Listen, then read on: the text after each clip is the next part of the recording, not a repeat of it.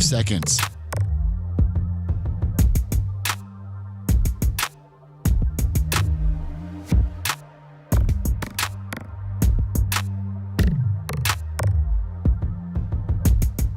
Thirty seconds.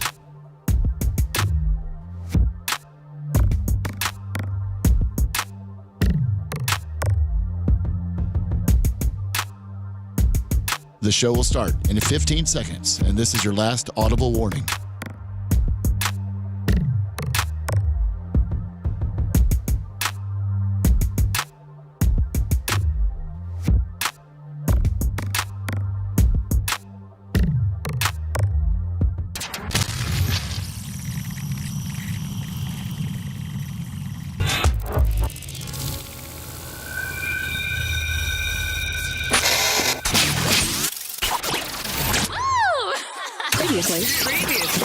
Previously on the Bubba the Love Sponge show.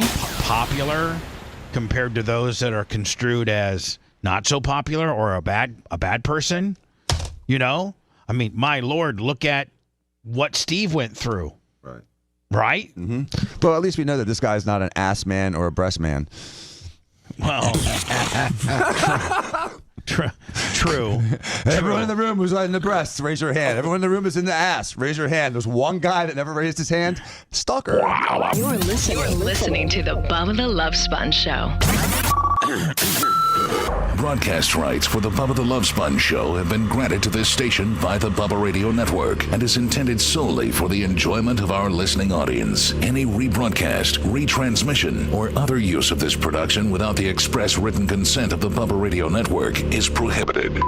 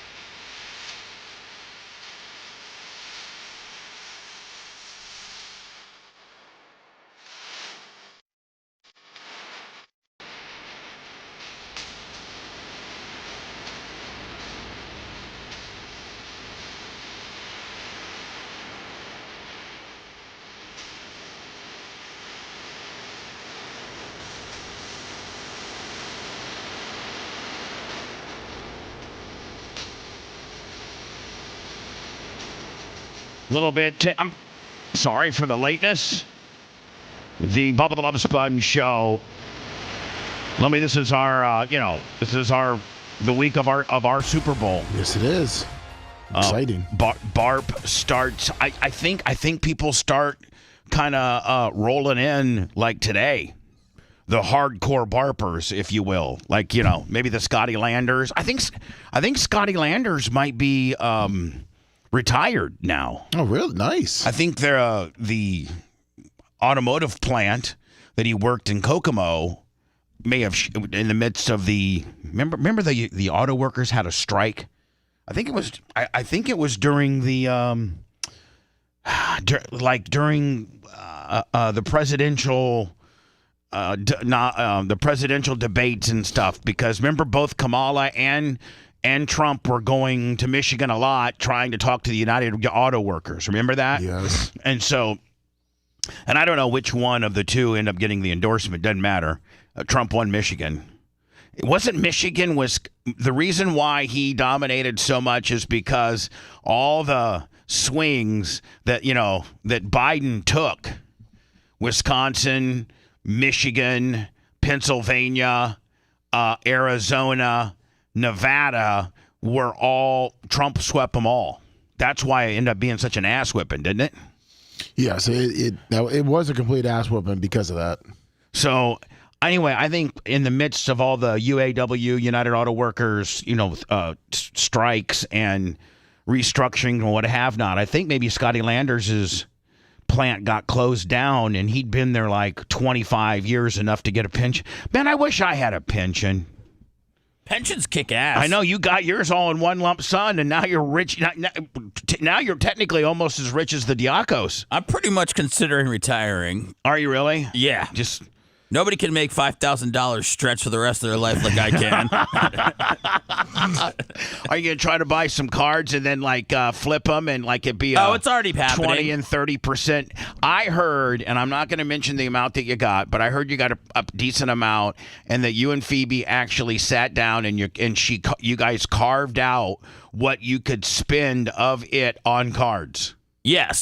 Yeah, I did. She said, okay, here's lump A. We're going to pay this bill off. We're going to pay that bill off. We're going to pay the blah, blah, blah. And then, by the way, you can have this much money to go hog crazy with your cards. Yes. I've already gone $400 over that limit. Over that limit. Yeah. Now, but she's being cool. Do you buy these cards to flip them? Or do you buy them just for the love of getting a weapon? I mean, or kind of maybe a combination of both?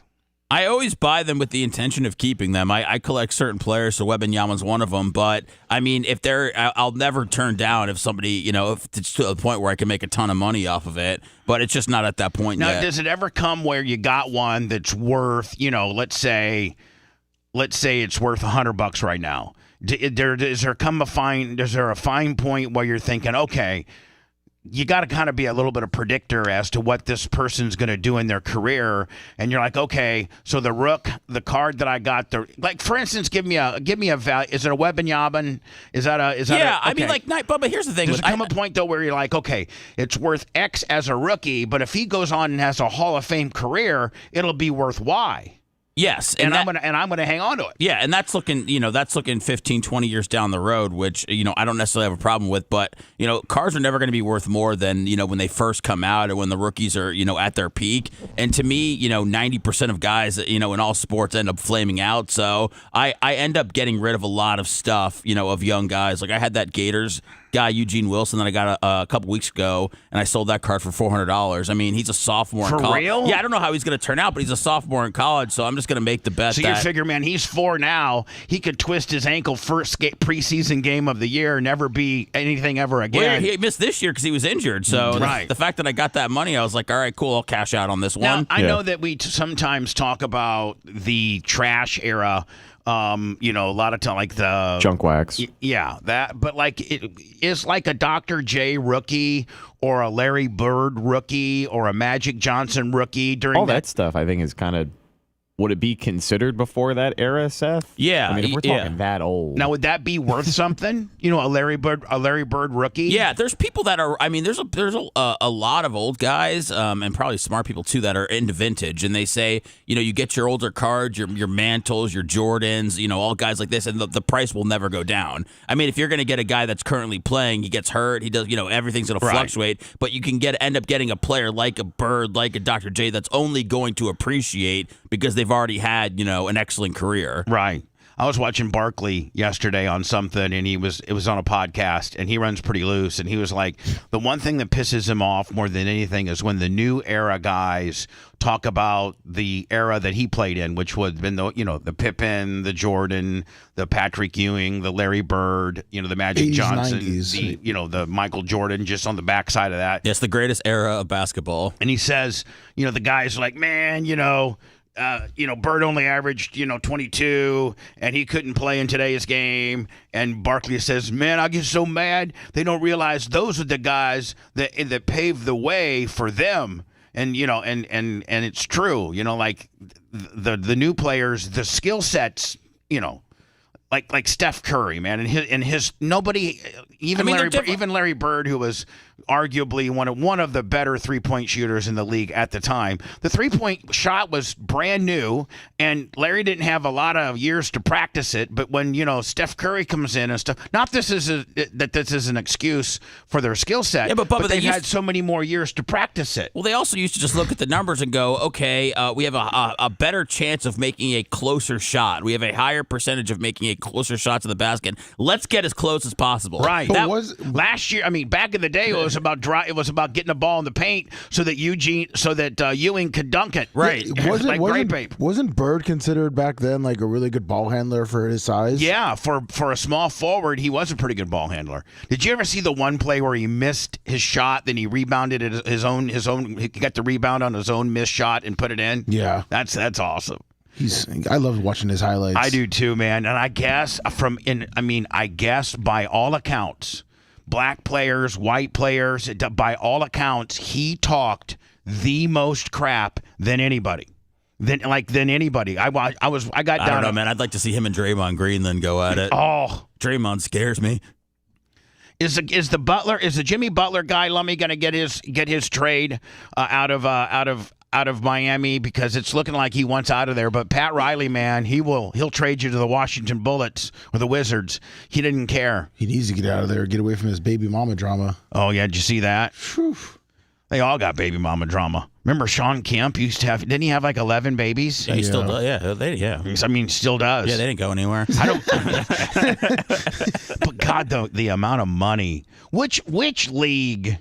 It wouldn't be the NFL because there's only a couple really big deals. But which would it be? Major League Baseball, or would it be NBA that just way overplays or pays their players? It's baseball by a good margin. By a great margin, right? I mean, like the what's the Japanese guy's name? Ohtani. Soto. Is that still or did Soto's deal beat Ohtani's? Soto got more money, but he had more years also.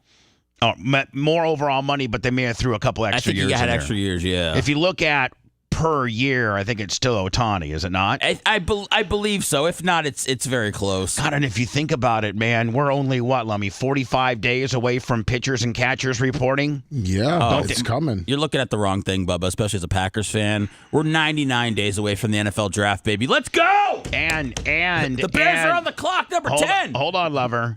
And the NFL draft is in Green Bay. Did you know that? Oh, that's disgusting. What do you mean? Oh, there's nothing to do there. There's gonna be. No, hold on. What are they gonna say? Hold on. You don't have any idea, man. Oh, maybe Lummy can Google it. Oh, Mark. That's why Mark Chmura was in the hot tub with kids, Bubba. Yeah, Mark Chmura was in the hot tub with kids because there's nothing to do. Now you don't see anybody getting in trouble now because there's so much to do. They have built an entire village around the around the stadium. What, with pubs? Hold on. Just like almost every new stadium comes with an entertainment section. I know the Milwaukee Bucks have a huge entertainment district, but I did not know anything about the Packers. The Packers built they got this sledding area, like this big sledding area, and they got all these bars and restaurants all built around Lambeau Field. Is that Titletown? It's called Titletown. Okay. Maybe Lummy can send me a video of it. Not pitch video. Lummy, I'd like to get a video of it. Okay, I'll send you the website, but I'll get you a video. I hope it's way less spectacular than you're describing it. Did you see it, Lummy? Hold on here. Let me see here. It looks beautiful. Oh, jeez. Let me see here. They got apartment buildings. Hold on. This, Lummy, yeah, are you going to... I'm getting a video. Okay, get me a video. Well, they've got... The only thing is, are they going to... Well, I think the draft is usually mid to late April, isn't it? Late April, yeah. It's usually the last week. I think it's usually the last weekend of April. Yes. It's usually during my birthday, kind of. And I think by then it's probably in the 60s in Green Bay. I'm waiting for a video, high and dry. It's turned into a huge deal, by the way. I think when the NFL, when they started moving it around and they put it in Nashville, it ended up let's not forget they were in Detroit last year. And if you can make Detroit cool. Well, I mean, those fans are rabid. I sent you. I'm looking for more too, just in case that one's not there. All right, hold on. This is going to be this is what, and you know what? This is what. Soldier Field doesn't have anything like this. You can go tubing? Wow. Hold on. This is what the Packers have built see a lot around Lambeau. Hold on. Can you talk to me about how close Titletown and these homes are to Lambeau Field? Well, I walked over here today. So there's Lambeau Field. It's Titletown Homes, Bubba. This is a real estate commercial. No, it's. I think they do have apartment complexes there too. But hold on now.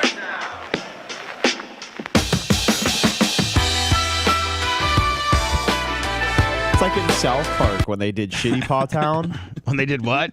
I got to look up how they spell it. That way I can say it correctly. You know, the Packers, Shitty Paw Town? obviously a very unique organization. Look at that bench, Bubba. We really Yeah. have two main goals.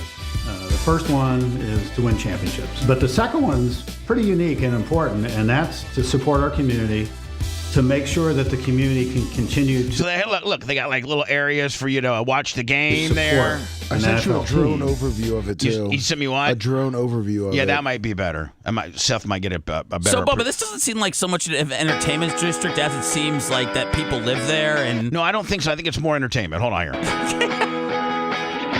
Has anybody been to a game at Lambeau Field? No. Oh my God! It's the only pro football stadium that has absolutely a college field to it. I mean, feel to it. Like it's like you're in college. So I think here's Lambeau, Lummy. Then I think all of this from here, all of this. how much do you think it is to live there, Bubba? Like, do you think that it's as much as it costs us here for rent? I don't know, and I don't know that these are necessarily apartments. They look like apartments, though. Hold on now. And they got a field for people to play on. Like that's not where the Packers practice. That's where people play. Hold on, Lummy. This is only a minute 32. So where's the zip line? Where's the zip lining and the bowling? They're going to show you. Indoor The skydiving. Indoor skydiving, zip line, and bowling. Yeah, where's a batting cage? Where's a playground? Hold on here. Hold on. What the hell is this? Oh, they got the Oscar Mayer Wiener thing. You got hosed. Oh, that's nice. Oh, that's lovely.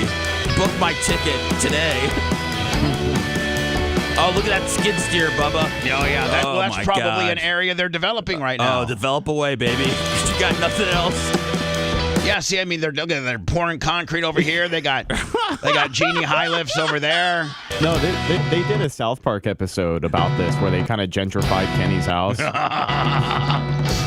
All right, let me see. They're probably still building. This is in 2001 when it wasn't even done. 2021. I mean, I'm sorry, 2021. So I don't know. That's probably like a little miniature golf course or something. I mean, I don't know. I'm trying to find the sled. Oh, here it is. Right here. Seth, this is, I think, where maybe the sled thing. Yeah, there you go. You get down here, and then that's all. Look at that. Yeah, snow. You can go snow tubing. So Maybe anyway, ice skating. Seth wanted to know Snow tubing and ice skating. What is there to do around Lambeau Field? Well, there's more to do than around Detroit. You faced me, Bubba.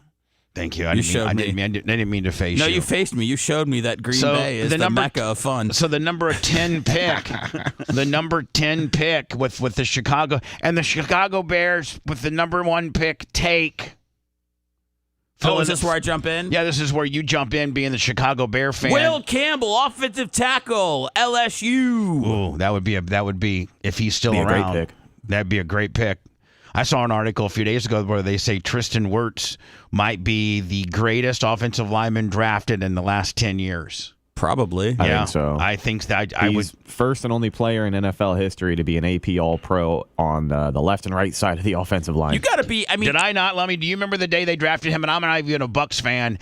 And I watched the video of him jumping out of the pool, and I go, that guy is going to be an absolute monster. That's right. Comparable to like a Paul. He's probably better than Gruber was. he is. People Yeah. forget Bucks traded up 1 pick to get him, too. Did they really? They traded with John Lynch in San Francisco. They went up 1 pick to snag him. Because they thought San Fran was going to get him? They had a feeling. Either San Fran was going to get him or San Fran was going to trade him away to a team who needed an offensive lineman. Right. Because I think they were looking to trade that pick regardless. Set 600,000 will get you right across the street from Lambeau Field for a 2-bedroom, 1-bath house. oh, good. No, hold on. Lord, But you can make, Lummy, I saw where these people make $40 a car, and they can pay for their entire mortgage for the most part for the entire year by just parking cars, because Lambeau does not have enough parking. So like the first I don't know how many blocks of residential area around Lambeau Field, and like it goes from $50 for those that literally Lambeau Field, just like Ray J, they dropped Ray J in the middle of a residential area, right? Sure did. Outside of Del Mabry to obviously to your west, but to your east, that's all residential, all of it. And I think the farther you go. In Green Bay, I think like the first row of houses next to Lambeau are like $50, and then the next block's like 40, and then the next block's like 30. So by the time you're on the fifth block, you're only paying $10. Oh, the Bucks are gouging. Then those houses are charging like $100 now. Some spots. You're kidding me. How much did you park at a house for playoffs? No, we have parking pass. Okay. Oh, you did? Yeah. That's $200 in itself. Where does the parking like? Let me. If we were to park where we sneaked the cream machine for the Cash Cube event, what type of parking do you need, or what kind of is that a suite holder area? No, you could buy those. That's just a VIP, like a lot, and it's called VIP. That's the most you could pay for. Like, what would that cost you? Probably about $100, $110 a parking spot. Is that regular season or pre or post? It's regular and post. At least the only thing the Bucks don't do is they don't up their parking. So they keep their fees parking consistent for playoffs. right? Yeah. How nice of them. Well, the one thing about the one bad thing about Green Bay is though they don't use it. Like there's no concerts that come there. Like they don't have any concerts that come there. Oh, I think that maybe. What about Milwaukee? Don't they have to go to the big city? That's where they go. They go to Milwaukee or Chicago. But they only go to where the Bucks play. And I think what's the average NBA facility? Is that the Pfizer Forum? I know, but like the average NBA Amalie template is about between 18 and 21. Yeah, maybe lower. But but that's like But when you're playing, when you're Taylor Swift and you're AC/DC and you're Metallica, and you're playing these stadiums, I mean, you're playing to what, 75, 80,000 people in some incidents? Oh, yeah. Yeah, 45, 50 and up, I think, for most of them. Carol Baskin selling 56 acres of the Big Cat Rescue. I guess they moved back in 2023. They moved all the cats up to Arkansas. Yeah, Right, she was getting rid of all. I most think of she them. got rid of all of them. Yeah, I think she's out of the 100% out of the game, and that 56 acres that she had right off the veterans, I think was very valuable. People started blowing up her spot. Well, but I mean, I'm just saying, I used to deliver Amazon packages there, and it is like Fort Knox. Well, yeah, especially after Tiger King. Yeah. Right?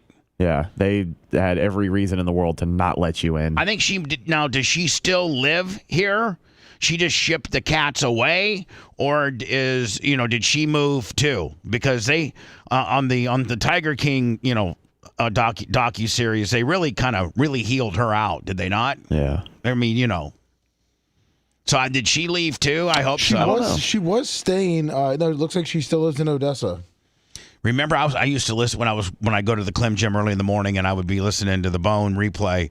They would play the Big Cat Rescue Amazon Smile commercial, and Oh, we were partnered with the Big Cat Rescue for as long as I can remember at Cox. Right. If she lives in that area still, I see no reason why you couldn't see her on the nature trail.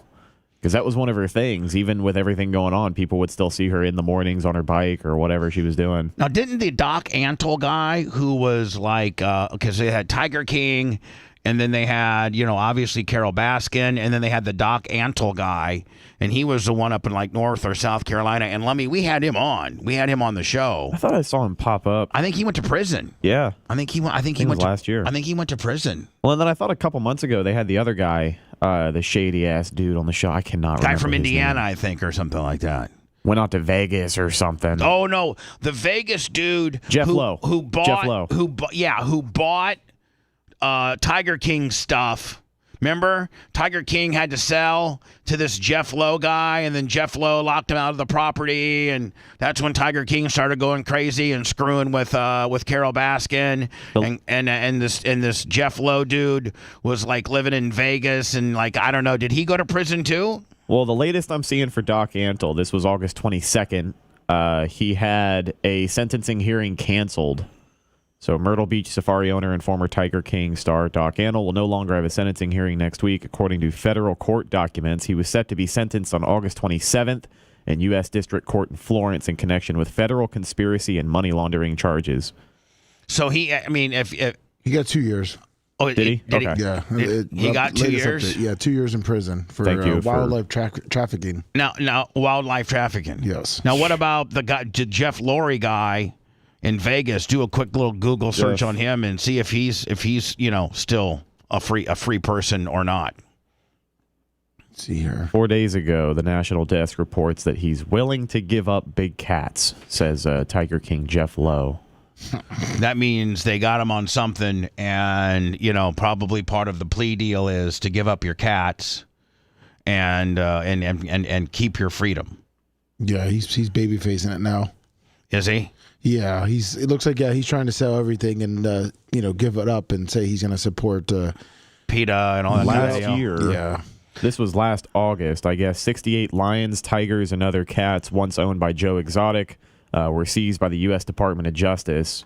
Prosecutors said they believed a jaguar, 7 lions, 46 tigers, and 15 lion-tiger hybrids owned by Jeffrey Lowe and his wife, Lauren Lowe, had been sold, purchased, or transported, which would be a violation of the Endangered Species Act. The affidavit said there is probable cause to believe that the 68 cats and the jaguar continue to be harmed and harassed, and therefore unlawfully taken in violation of the ESA. So I guess that's what he was up to as of last year. Yeah, I don't know that lions and tigers and all these and bears. Oh my. and I don't think they really like being captivated and in like a cage, and when they're a baby and they won't kill you, handled all day and getting pictures and stuff like that. I really am a big believer in putting them. I like zoos are okay, but they're still not the natural habitat. But some, probably some lions and tigers and stuff like that would get killed in the wild because that's just the way the wild is. The survival of the biggest and or meanest or fittest, and so that means a lot of times a lion will go up and kill another lion.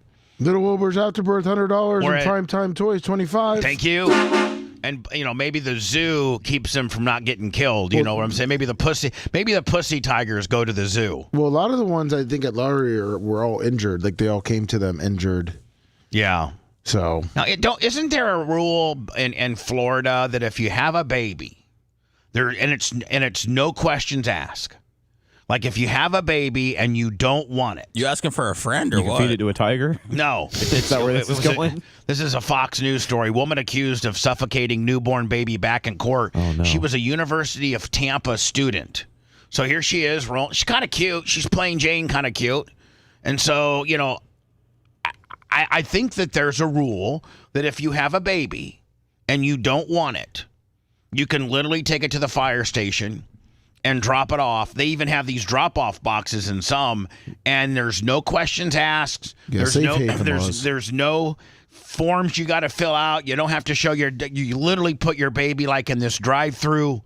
There's a lot of things you can do if you don't want the baby, Bubba. It's not just to drop it off at the firehouse. But I'm just saying, the police or you can firehouse talk to family or friends. Police. No, but adoption. but Seth, that's like if you were totally embarrassed and you didn't want your mom and dad to know that you had a baby and that you were pregnant and that you were sexually promiscuous and things like that. And the last option should be I'm just going to have it and kill it.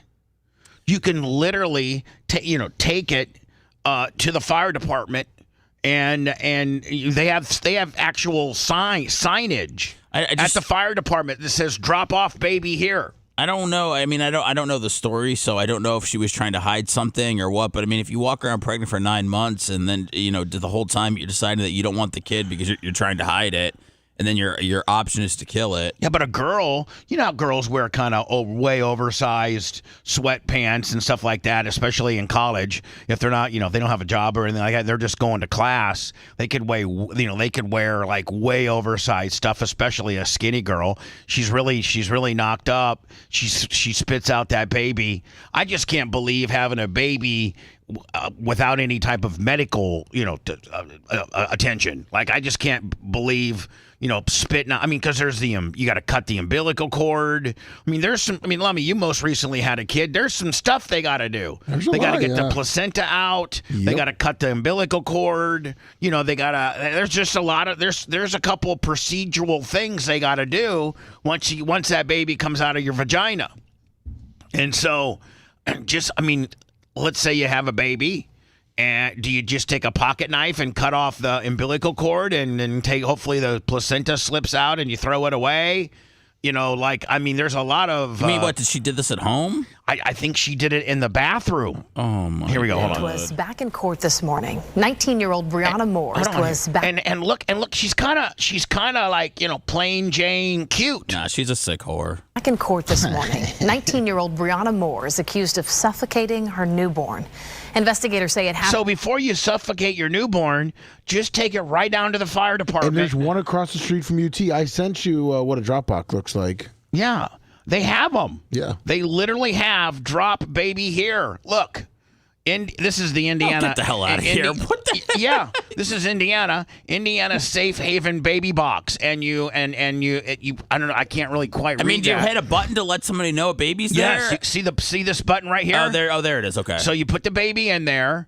And you hit this button, and I think then once you shut the door, it locks so it can't reopen and the baby fall out. Oh, yeah. And so the other side opens and up. it locks. As soon as you shut the door and the baby's in there, you hit that button before you shut the door. The box locks, and then they're notified inside the firehouse, and they go get the baby. And like you literally could be in the car, you could already be out of the parking lot. But you don't kill the baby. I think they found the baby in a parking garage at UT. Just after she gave birth in a dorm bathroom last year. And Fox 13's Kylie Jones has the details on this case. 19-year-old Brianna Moore stood before a judge in a Hillsborough County courtroom once again. Miss Moore, she's present, Your Honor. The former University of Tampa student has been behind bars since October. See, even her jumpsuit, Lummy, is an XL when she's probably a medium. Yeah. So she could be wearing stuff like this while she was knocked, and nobody would have known. Dirty whore. Moore is accused of giving birth in a dorm bathroom on campus last spring, then leaving the baby to die in a... So here's the deal. To die in a dumpster. You could have literally, you're going to spend probably, I don't know how many years you're going to get, but a lot of years. They're going to call this premeditated first-degree murder. And you're going to maybe spend the rest of your life in prison. Or you could have just, you had it in the bathroom, you wrap it up in a blanket, and take it right across the street. There's a firehouse right across the street from the dorm rooms. Drop it off there, and haul ass right back to your dorm, and you're going to never be, you're not in trouble. You're not in trouble. They don't know your name. Nothing happens. Now you're going to spend the rest of your adult life in prison. Trash can. We have not had the occasion to prosecute a case like this in a while, but when the opportunity came for us to investigate this case, we followed the law. The details of the case are what a judge previously said, enough to disturb anyone. Court documents say after Moore gave birth, she wrapped the baby in a towel and put her in a garbage can. Prosecutors say it wasn't until roommates and suite mates were woken up by cries. 50 more steps, Lummy, from that dumpster is a firehouse. Yes. Ridiculous. Poor little baby. I'm thinking maybe the baby didn't die. That they discovered the scene and called police. The defendant told security and EMS that the blood in the bathroom was just from a heavy period and that she was not pregnant and has never been pregnant. During a previous court hearing, detectives said Moore admitted she might have been in denial of being pregnant. It's absolutely heartbreaking, and she made a choice, and so she's going to have to face consequences for making the choice that she did. Moore's attorney previously argued she's cooperated with detectives, and there's no evidence that deemed her a flight flight risk. In court on Thursday, the judge set a new trial date for the summer. The state attorney's office says Moore is facing several charges, including aggravated manslaughter. We, of course, in making our filing decision, did our due diligence. We wanted to make sure that we chose the right charge, and we did. We've not had anything like this in quite a long time. Kylie Jones, Fox 13 News. Well, today in court, Moore's attorney waived her right to a speedy trial. Her trial was set for next month, but it is now set for July. I wonder why they don't want a speedy deal. Maybe they're thinking they're going to get more information, more. I mean, I don't know. Seemed like a speedy deal would be better. That the state couldn't, but maybe the state's got you so dead to rights, Lummy, that you're wanting more time to try to find something. But so other people in the dorm heard the baby crying, and I don't think they were able to save the baby. They weren't. It died from suffocation and had broken ribs. She manhandled it too. Was she body blowing it? Was she giving it Mike probably Tyson? shoving it into the dumpster. Oh yeah. Is that that is so sad. Is that man? I don't know. I'm just wondering if that's something that somebody has programmed in them when they're born, or if that triggers when you're pregnant, or if you decide that just this baby's not going to be convenient for your life. Yeah. I mean, I don't know. Like, when is that decision made? Like when you're going into labor, are you thinking, okay, I don't want this baby. It's going to ruin my life. I'm going to kill it. Well, and to a certain extent, we can't pretend that she didn't know any better. She's 19. She got into UT. UT is a very hard school. You got to be a somewhat bright kid, I think, to get accepted there. Yeah, you're right. I mean, you make a great observation in the fact that she's not a dumbass, and she's probably comes maybe even from an affluent family, because isn't UT like 50 or 60 a year to get in? It's very expensive. Yes. I mean, it's more than USF, isn't it? Unless she's taking it all on herself, which people do sometimes. I mean, she's probably got a good support system somewhere. Yeah. To at least get that opportunity. She's smart enough to get in. She's maybe affluent enough to get in. That probably means that you got some pretty good parents, or a pretty good support, like Brett said, pretty good support system. Probably ones that could help you raise that baby. Or better yet, do you know how many good people out there, good people out there, are in line or on a list to adopt a baby? I think the interesting thing they brought up in the soundbite that we had just heard is that they had all kind of thought at some point maybe she was just in denial about being pregnant. I don't know if she was raised a good kid with good grades and, she cracked under the pressure of responsibility that would be a baby. Sometimes it just breaks people, I guess, but it doesn't make it acceptable. It doesn't make it right. She is a sick person and deserves to rot. Yeah, she's gonna. When all she had to do. The hard part of carrying the baby for 9 months is over. That's the hard part. Exactly. Tricking people, or wearing oversized clothes, or lying to your parents, or not going home for 9 months. It wouldn't be unreasonable for a kid to be in college and not go home for 9 months. Listen, Mom and Dad, I'm staying here and taking a summer course and getting a part-time job here in Tampa, so I won't be coming home this summer. I mean, please, I did that because I was working at the radio station. So there'd be times where I'd make it home once a year. And so not, being gone as a college student, being gone from home for 9 months isn't necessarily, that big of a red flag.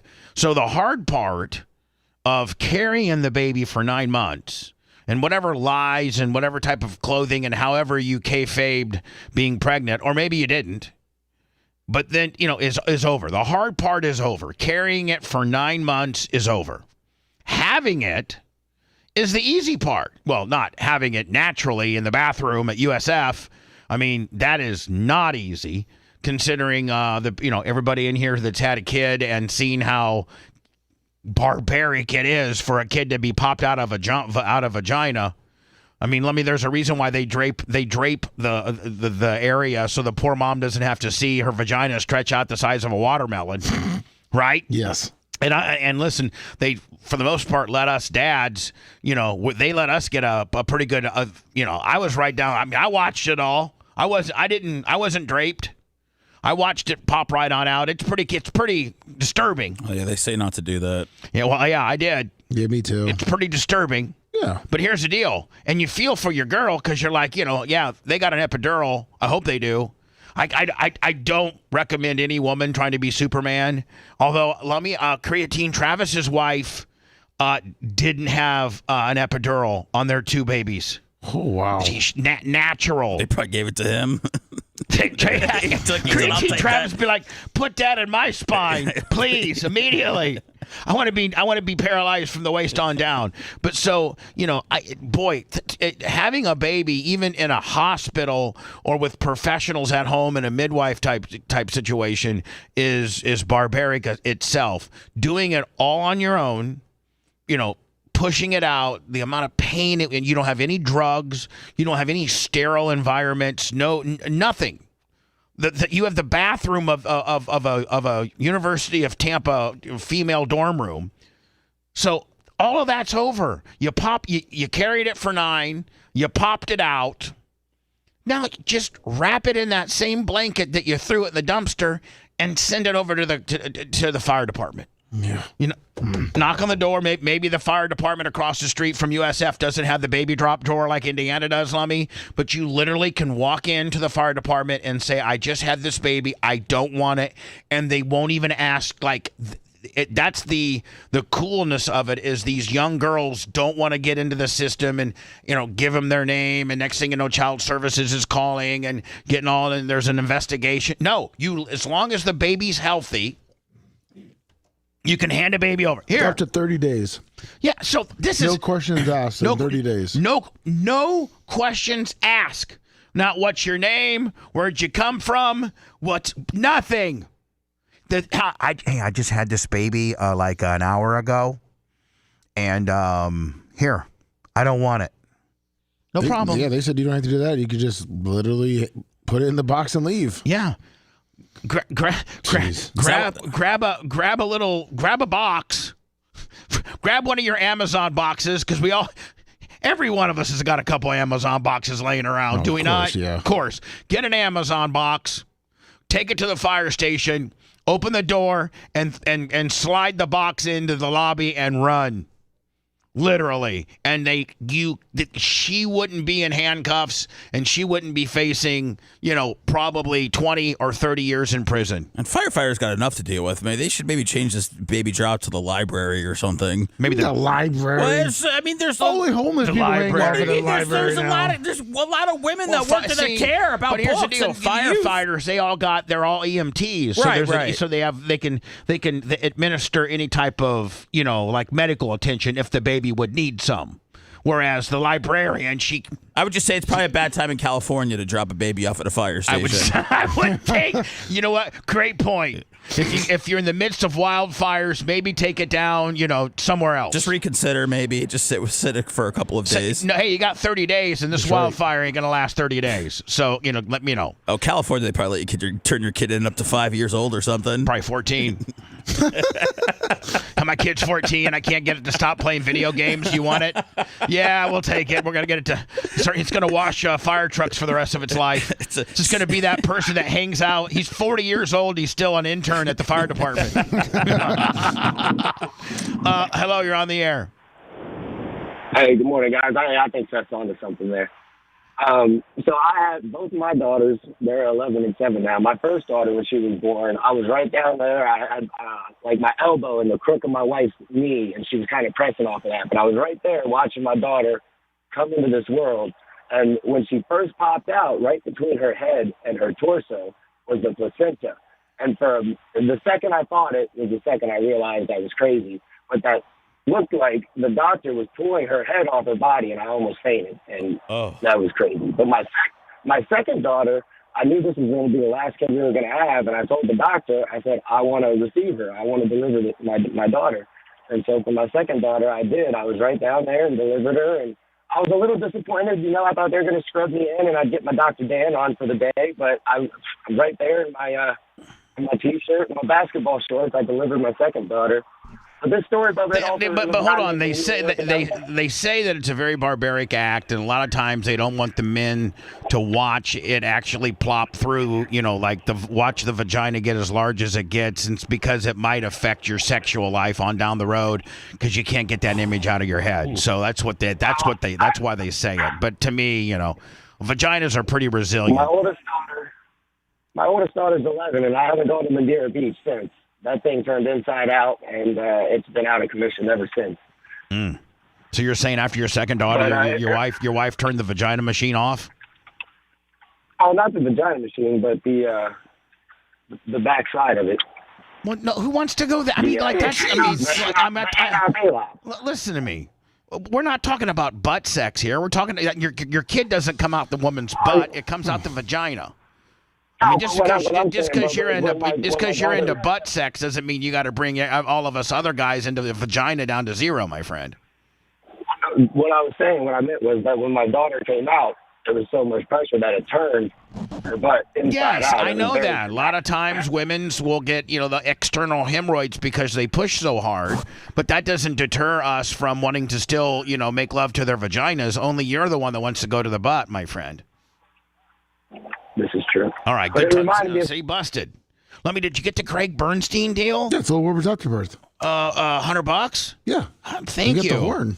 Venmo, Cash App, PayPal, all at the Bubba Army. Today's the last normal day. Tomorrow's the first day of BARP. We have the hog roast, 5 to 9. Can't wait. Friday, Bubba 199, 8 to 10. Saturday, 8 to whenever. The actual BARP ceremonies. I hope to see everybody. I think we're going to have a good turnout this year. 813-90 Bubba. There's somebody on my phone lines. I don't know who they are. But I'll get to you guys next. If you want 24/7 on-demand Bubba and the crew, go to BubbaArmyHQ.com. Right now. The Bubba the Love Sponge Show will be back after this.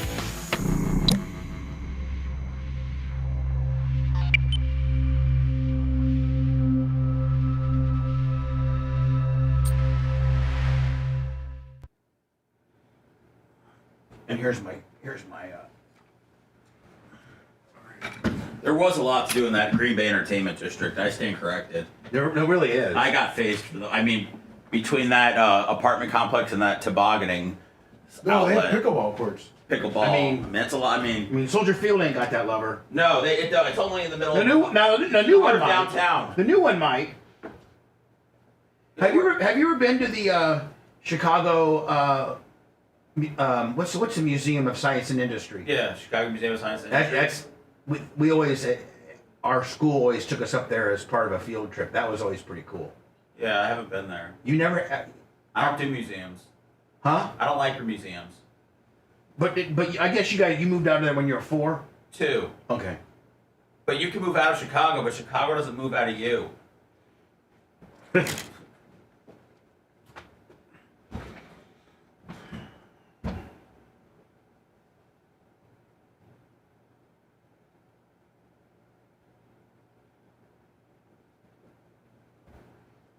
Hi, everybody.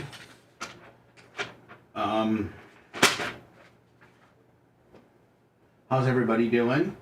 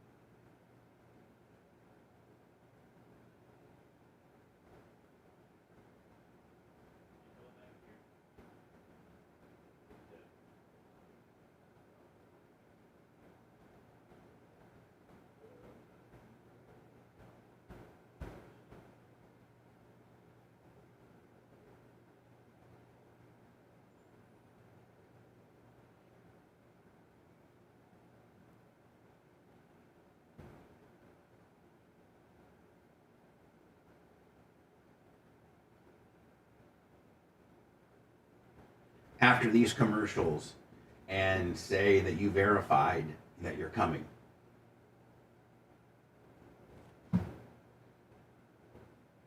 Reggie Roundtree, ladies and gentlemen.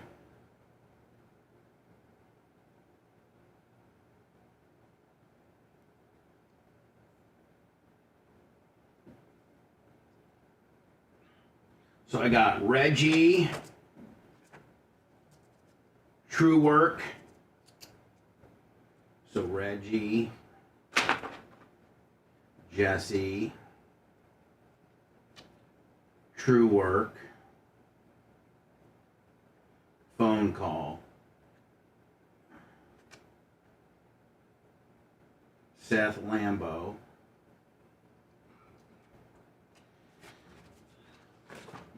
and see, this is how I do it, guys. This is how I get shit lined up. Have you thought about getting a Theragun? Is that therapist? No, it's a little massage gun. I have one. You got one? Yeah. Where? In my apartment. Oh man. You want one? Yeah, I think we should have a show one. Cause I got in my fucking. You think we should hire like maybe a hot chick to do it too? No. I went and saw one of my buddies, DG, the other day, and he carries his around, and he kind of just like gave me a little. My buddy saw at the Bucks game. He Theragunned me for just 30 seconds, and it changed my day. Have you ever seen like the NFL sidelines? They got like 4 of them. Yeah. That's my dream. Okay. Is to have 4 people Theragunning me at once. What if I was able to get you your own Theragun? Oh God, don't talk like that. That's talking dirty. Does that give you a Jewish boner? Don't talk like that. We got to get Seth a Theragun. Theragun. Somebody send us a Theragun. Send me the Theragun boner. I've got a gluteus maximus fucking pain today. All I do is go for walks. Maybe when Merch Crit comes to work, I'll have her bring her Theragun and I'll work that booty out for you. Well, you're too kind. You got a lot going on. Did I not fix your chair, lover? Did I not fix that chair? That squeaky chair? I mean, I do work here.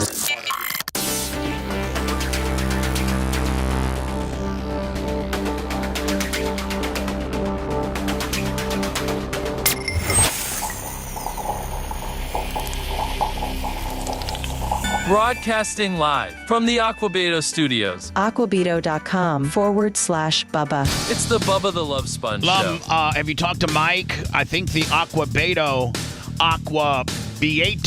Yes. they're going to be at BARP. Yes. We need to kind of put together. You know where we can put them is we can put them where we were going to put the stage. And I'm right there, kind of side load them there, put them, and that way people can, they'll go inside the tent to either get their, inside the tent will be a bartender and then all of the food. And then if we put the Aqua Beato display right there where we normally would have our stage, by the way, we've moved the stage. Yes, we have. And I think where I moved it yesterday, Lummy, really is kind of where it should have been all these years. Yeah. That way, you got like bookends. One end of the parking lot is the stage, and then the other end is the tent where the food and drink, and it's kind of you're otherwise where the stage is now was just kind of no man's land. That's where Seth peed or puked. I don't throw. I haven't thrown up. By the way, Lummy, I got a verification. Yes, Reggie Roundtree is coming to Saturday night. And Aqua Beato now has, I was talking to them, they have flavored sparkling water. I think they're going to bring that. Really? Alcohol. Well, we are talking business. Do you want a party favor update? Yeah, I mean, you mean equipment. Yeah. Sorry. So, hold on. Same difference. I have 2 pieces of equipment that have gotten a little bit old. I don't know if they work or not, and I don't know or if they've gotten just moldy and just they've been in the outdoor container, Lummy. And so I gave Rhett 2 pieces of equipment to try out and just to see if they still work or if they're shot or they're not good. And yes, I'd like to get an equipment update, please. I regret to inform you they failed all 3 tests: the eye test, the smell test, and the taste test. Oh, failing the eye test is the actual worst one, Both? I think. So junk. Eat junk. Throw it away. Throw it away. For real. For real. Okay. Kind of hurts me a little bit. I gave it a fair chance. We went outside, did what we had to do, and right. It's apparent. Okay, thank you. So anyway, Reggie Roundtree locked. That's awesome. Now, I did get a verification from Jesse yesterday via text. He's like, man, really trying to make swinging by the party Saturday night happen. Oh, yeah, baby Jackal. He said, talk to the boys. Going to try to get out of there quickly and to your party. How long? What would be the latest? And I'm like, Lummy, I think you could get here at midnight. Oh. Or is it pretty much wrapped up by midnight? It's starting to wrap down a little bit. At by midnight? then, Yeah. So I said midnight, but maybe I should text him back and say, probably really need you here by 12:30. I'm sorry, 11:30. I thought we were trying to get him beer by 9. 9? Yeah. We're not starting till 8. For when I'm here. Well, you'll slip out. Supposedly you have Big Red that's rigged up some kind of ladder system that you can jump the wall and go through the Bakemore Pies parking lot and escape without anybody knowing. Who was that magician guy who did that thing on Clearwater Beach back in the day? Chris, was it Chris? Chris Angel? Angel. Yeah, I'm gonna. Are you gonna be Seth Angel? I'm gonna be Seth Angel. Seth Angel. I got all Be kinds like, man, of... I just saw Seth 4 minutes ago grabbing a brownie from the Domino's gimmick, and where is he at? I don't know. His Ford Hemi was parked over there in the Bakemore Pies lot for some reason. It's a good time. I was only on the show for a couple of weeks last year when I went to that one. So let me get this phone call out of the way, Lummy. Then I got to tell people I got this endorsement that I do. It's a clothing company called TrueWork. TrueWerk. Now, if you go to TrueWork, go to truework.com/Bubba. Because it automatically puts you in my category where you get a certain amount off. And I'm going to tell you something. This is a game changer for people that work outside like Buck and Red and all these and Bob and all these guys. It's unbelievable clothing for the working man. And I got as part of the endorsement, they sent me a couple pieces. And, I read the endorsement and did the endorsement, and I was like, okay, TrueWork, it's real good. It's soft, it's stretchy, it's sweat wickering. It's, it's got 50,000 5-star reviews and what have you. And, I read the copy, but I didn't ever really, go to the navigate through the website or get any. I didn't get any. They hadn't sent me anything yet. Well, they sent me this hooded sweatshirt. And oh my God, this is by far probably going to be my most favorite hooded sweatshirt. It's kind of like a polyester, soft material, sweat wickering type of deal. Oh, that looks nice. It is so badass. You look like you weigh 175 when you put that on. Thank you. So, Lummy, I went to, and if you look, I'm just going to go through some of this stuff. Now, I'm just going to go ahead and show you that there really is a Bubba /Bubba deal. So if you go to I got it. I got it. TrueWork.com /Bubba. So you do that, and it puts you in the Bubba category. Now, I've already gone through and added 2 things that I wanted. And on this one, because of the Bubba discount, I saved $13.35. And on this one, on the second one, I think I can't quite see that. Well, you just gotta add it. It looks like you didn't add it to the cart. I haven't added it yet. Yeah, so once you add it to the cart, which is nice, okay, it shows you your discount. XXX, add to cart, and then look, I got a $7.35 discount, and it says Bubba on it. But my Lord, and it looks like you're over $100. You get free shipping. Yeah, over $100 you get free shipping. Nice. So if you go to the men's category and you just go to let's say you want to go to shirts and hoodies, it's all outdoor, real rugged, just overalls. They got overalls. They got honey. They got working shirts. They got I ordered one of these sweatshirts. And by the way, it's for women too. They got women's stuff. Let's go to women's. Women need workwear. Women need workwear, and women need to go outside and stuff like that. They got hats and beanies and underwears and socks and gloves and footwear.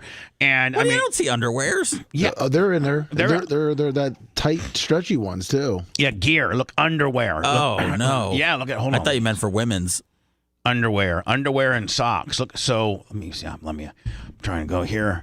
Look, Seth, look how rugged would you look with some of that action? Look at that. Yeah, I know. Those and are. I think it's warming underwear. Those give you a low junk. Hold on, listen. They're called junk ease because they ease your junk.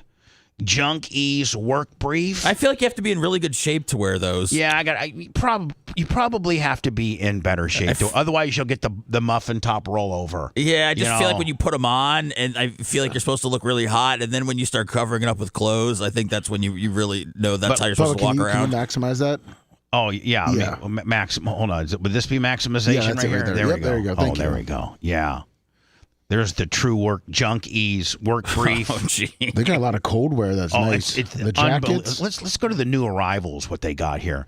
They got these boots. They got these. Oh, look at that. That's a butt vest to keep your ass warm. I mean, they got these. Are these tech flannel? They got. Let me. This is what they sent me. Was this right here? The M1 zip up hoodie. They got the M2 grid hoodie. Then let me Buck wears these all the time. These work overalls. Oh yeah. Nice. Buck wears those, and that's all sweat wickering and made out of that certain. But kind of material. I love women's beanies. You love women's clothing? No, women's just wearing overalls. Oh, that's is that what you're into? Yes. Yeah, gloves. Let me. Farmer in the Dell, baby. Farmer in the Dell, baby. So I mean, then let me within sun protection, rain protection, wind protection, cold protection, heavy equipment operator. Let me like again. You got your bibs, you got your pants. You got Lummy, this is what I need. I need the complete coveralls. There you go. For working out, that right there. No, that's not. That's perfect right there. Short length 3X added to my cart, buddy. Look at that. What did I save on that? $25. Look, and it says Bubba savings. $25.35. I'm just telling you, the Bubba Army are the kind of type of people that use this type of stuff. If there was one radio personality or content provider or podcaster or whatever the hell I am, that had that's audience was hardworking outside people, I would be the guy. It says here over $89 free shipping. Even better. Free shipping, free returns, 1-year warranty. Awesome. Oh, I guess you can pick the warmth level. Oh, the thickness almost, huh? Yeah, but should I go with the 2? I think I can stay with the 1. Probably the 1 if you're working in Ocala, yeah. Yeah, we're just in Florida. Anyway, go to truework.com. It's TRUEWERK.com. Then put the / Bubba in there, and it automatically puts you in the Bubba world where you're going to get your discount. Got Buck. Buck's the first person I think of. Buck, Big Red, and Bob Cook are the first people that I think of when I think that could use this stuff. True Work, TRUEWERK.com / Bubba. Go there now. And I mean, this stuff's 1-year warranty, free shipping, free returns. Hello, who's this? This is Doug. Hi, Doug. How you doing, Bubba and gang? We're doing good, Doug. Cool. Hey, I wanted to call in regarding the Tampa University situation. Yeah. I went to Tampa U in the 70s and graduated from there. Sounds like it. Sounds like it was a wild time, man. It's back when they had one dorm room and they one. had a football team, Bubba. Oh yeah, hold on. John Matuzak. Yeah, that's right. John Matuzak played for the University of Tampa. Playing in the Tangerine Bowl. My roommate was John Heath. If you remember, Gordon Soley coached John Heath. I don't know if you remember the wrestling and stuff. He was my roommate there. But yeah, I went during the when there was 2,000 students total there. Right. And I probably knew 200 girls that were dumb enough and whore enough to be in the same situation. So you're saying when you went to the University of Tampa in the 70s and there were 2,000 people, that 10% of the student body was pregnant and going to kill their baby. Is that what you're trying to say? No, I didn't. No, I said they were dumb enough to do that.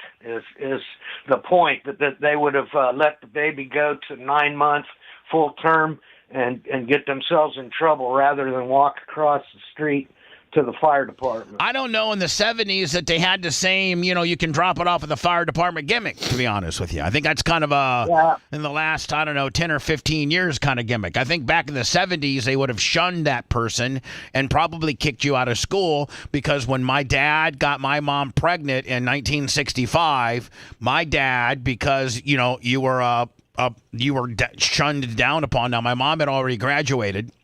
And my dad was a senior, was going in, my dad, they had me in April of my dad's junior year, and they immediately made him quit wrestling, and he couldn't play his senior year in football because he had a child. That's how much they judged you back in the 60s. If you even had a kid and you were in high school, they made you, you could not participate. You were such a bad person and that they wouldn't even let you participate in sports. In my stupid ass little hometown. That's absolutely now, true. Lummy, I go and talk to the football team. I go talk to the football team every year. And 2 years ago, there was a guy who was the number one running back on the team, and he already had a kid. Jeez. Yeah, he had a kid, and everybody accepted him, and no big deal. My football team pretty much fell apart because my school kicked out 3 kids that had babies. Yeah. But look at the difference. Now where it's and it should be accepted. It's not a big deal.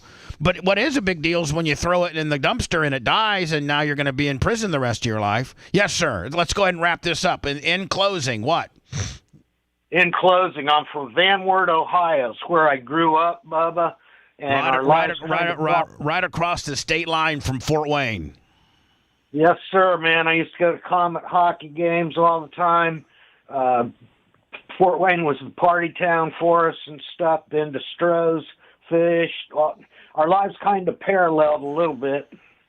The fish of Stroh, legendary if you live in Indiana, and it's since closed. But the fish of Stroh was the best place to eat fried fish. It was unbelievable. So anyway, man, thank you for the story, my friend. We appreciate you.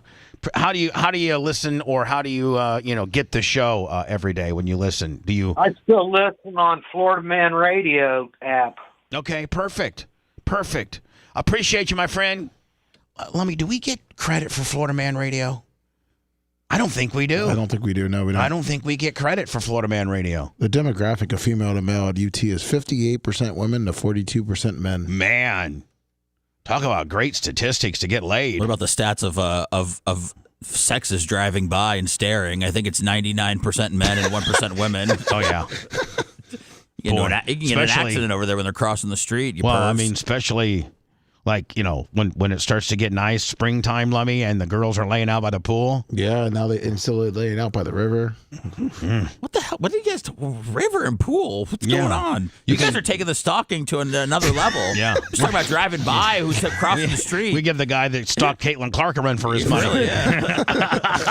Want to listen to the show on demand and on the go? Enlist today at BubbaArmyHQ.com. Sign up and start listening. The Bubba the Love Sponge Show will be back after this.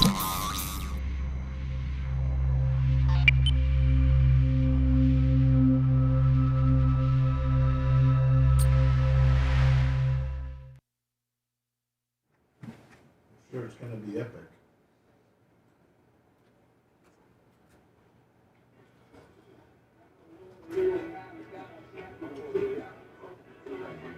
Eggs, fertilized.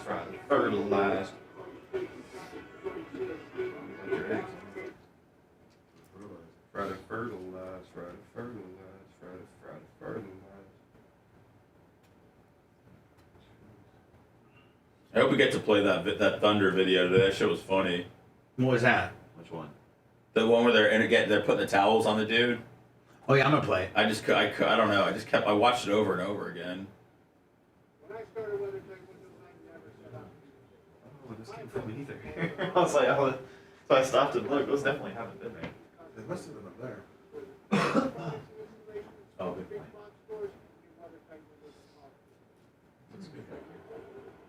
Man, a young Gene Lasker is just fucking killing me, man. He's wearing a Seahawks hat. How thick and rugged he was? What's that? How thick and rugged he was? He used to be thin as hell.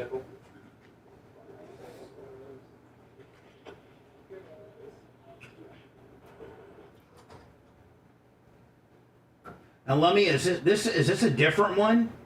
This doctor? From the one they caught in Georgia? It is, isn't it? Yeah, it's a Sarasota one. Okay.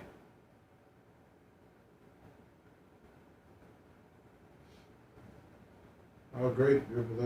Drive safe. Good morning, Donnie B.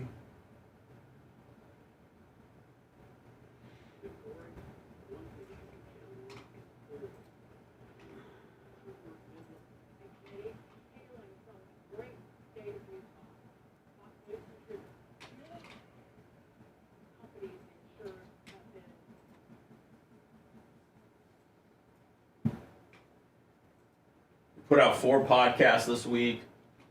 I'm loading them up for everybody that's traveling down or has traveling. Bubba the Lips is on his way. I'll have a bunch of stuff for you guys to choose from. Good morning, Thuggish Ruggish Nerd, Mitch the Mark. I thought Pigmentation kicked ass yesterday.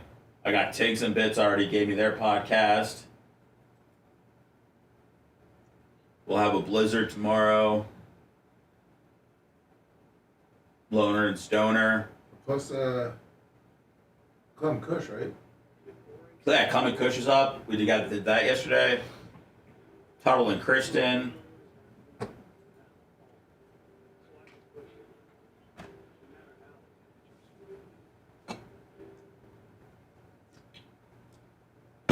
We're being a bunch of lazy fucks, man. We're trying.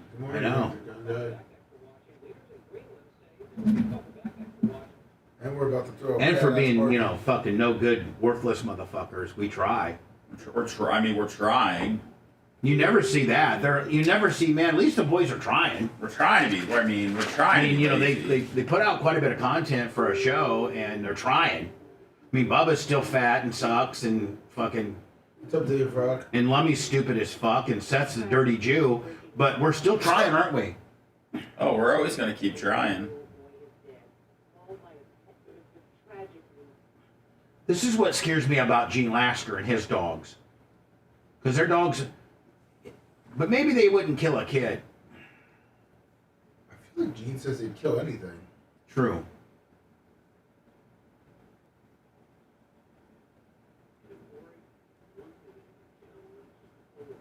But we have a Bart parody if you want to play. Where's it at? Naples. Where's it at? It's gold. What's that? 3 section. Running without meat? Can't miss Bart. I got it. Oh yeah, John from Naples making a comeback. Yeah. Coming out of retirement for Bart parody. Now, are any of the 3 coming to the party? Carlos Mandingo, I believe John from Naples is, and Dark Knight Steve. Yeah, so I think all 3 of them All are. right, good.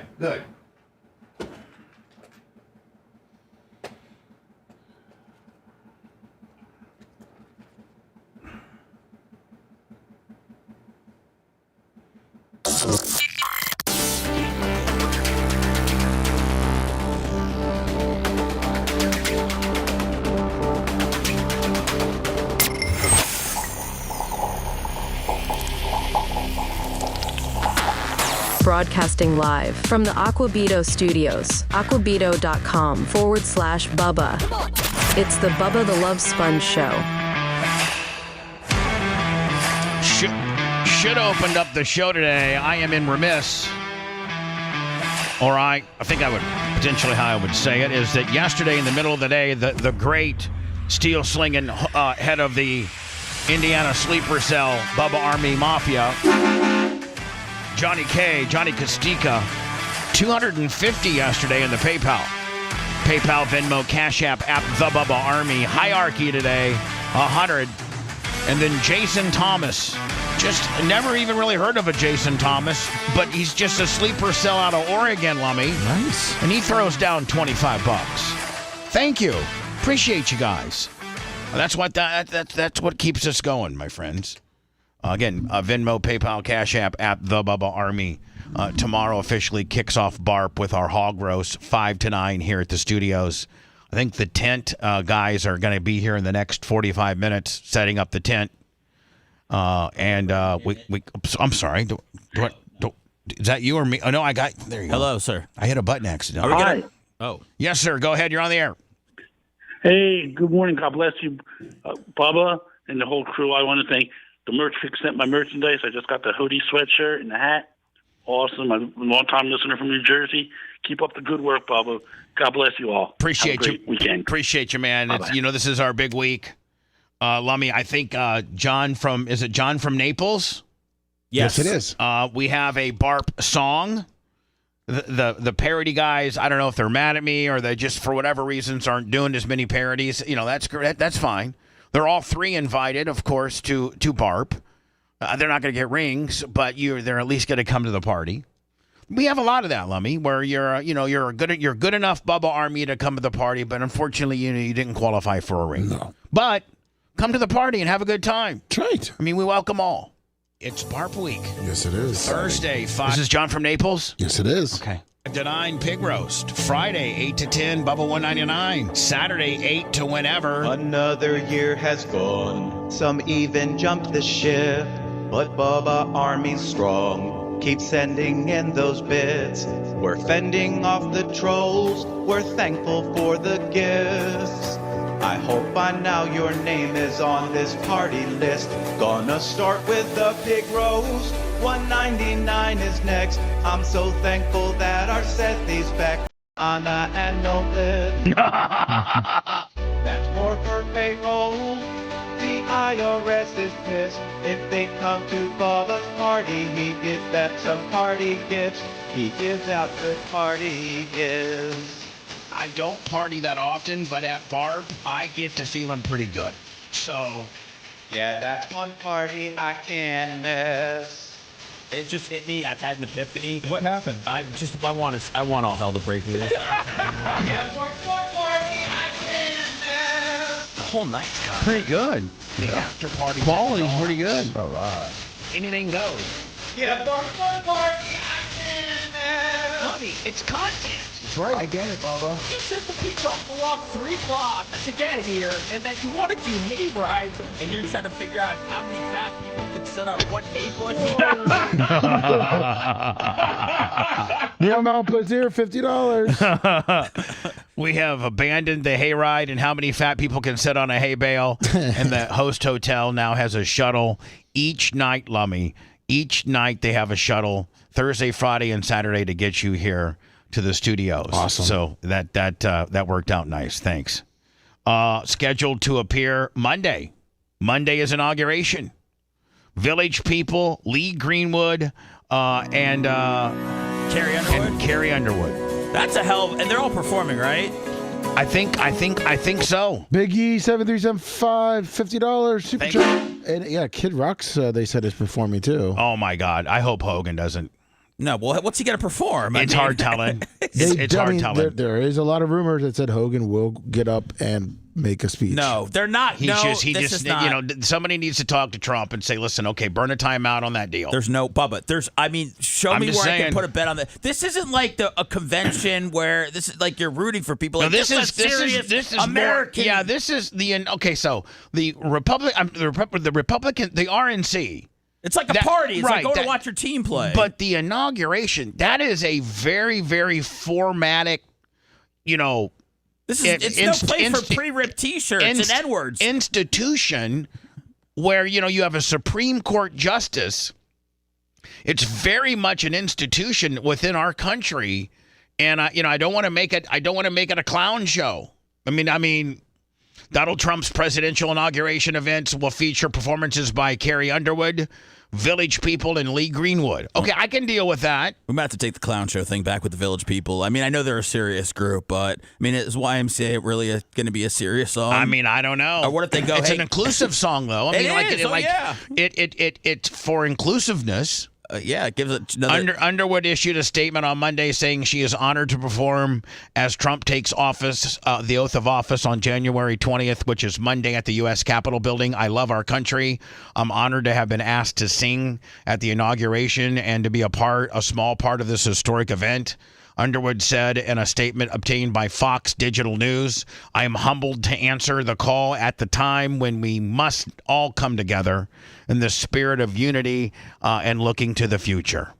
Underwood, the 2005 American Idol, has she the person that went on to do the most and become the biggest star of the American Idol? I would say yes. I think Jennifer Hudson, was she on American Idol? I think. Yeah, but I think Carrie Underwood with the football stuff is. Yeah, with the football stuff, she. And by the way, Kelly Clarkson's still. I mean, she's still very popular. But yeah, you're right. She's probably the biggest. Yeah, Clarkson probably be second. Would probably be second. I think so. Underwood, the 2005 American Idol winner, will be singing "America the Beautiful" and will be joined by the Armed Forces Choir. See, that's cool. That's kind of cool to have her be joined in a choir type deal with the American Services Choir and the United States Naval Academy Glee Club. So we got two forms of our military, the singing departments of those, I guess are going to probably maybe be the backing vocals or something like that of what Carrie sings. You think she'll bring her boyfriend? No, I mean I think she'll bring him. I think he'll be there. You think he'll be there? I don't think he'll be. Not her husband with the 3 kids. The hockey bring player. Her boyfriend, not the husband. Hold on, is there a difference? Yeah, she's got a boyfriend. Remember? Hold on, supposedly. Hold on. So she's married to the hockey guy, right? Yeah. But does he still play hockey? No, he's retired. All right. And she's got 3 kids by that dude. Yeah, they're very happy. And then where's the boyfriend at? I think a trailer in Tampa. I don't know. He moves around. Oh, you mean? Oh, yes, right. Her Tampa. You forgot to say. I would understand what were talking about had you said her Tampa-based boyfriend who lives in a trailer. Yes. Is he coming? That's Hootie, right? No, he's not coming to Barb. Oh, I thought Lummy said he was. No, he's okay, not. so He's all not right. invited. That's where Iggy will put a stop to it. Iggy's working the door. Michael Rucker, $50. And plus, there's probably going to be 4 or 5 cops, at BARP. And they're not cops. They're not in their cop capacity. They're just chilling. What about your Secret Service contact? Is he going to be there? I don't know. He's secret. He's gonna be wearing a fake arm. Maybe he's going to be on the roof. So I don't have a Butler PA kind of deal. Is your sister and mom coming? I think so. Okay. I know at least my sister is. I think Janie Cakes is 50-50. But since it is going to be warmer, I think that might get Janie Cakes out here. Okay. A Trump van. By the way, did I confirm that Reginald Roundtree is going to be here? Oh, you did. Yes, yeah. I did. Tickets are moving fast since you made that announcement. The Trump-Vance inaugural committee spokesperson told Fox Digital Underwood would be performing during the swearing-in ceremony for President-elect Trump and Vice President. Now, does the Vice President got to get sworn in too? Oh, I'm sure. I mean, you never see that part. Well, that might be, like with Grammys when they give out the, the awards, like, assistant producer, sound engineer of the year. When the cameras are off, Yeah, like the dark match deal. Yeah, maybe it's an off-TV award. Right. Maybe that only C-SPAN will show. Yeah. Carrie Underwood to perform America the Beautiful at the Trump inauguration. Okay, blah, blah, blah. The 70s disco group Village People have been a staple of Trump's rallies over the past year with hits like, by the way, 2 hits. They only had 2 hits. YMCA and Macho Man.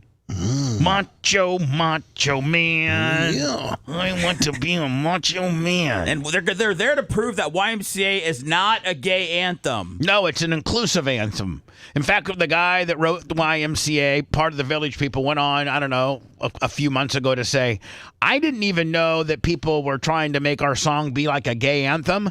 When I was talking about the San Francisco, when I wrote the song, I was talking about the YMCA in San Francisco, which is where he went, and he said it did offer a hot meal and a shower and a place to sleep for those that needed it.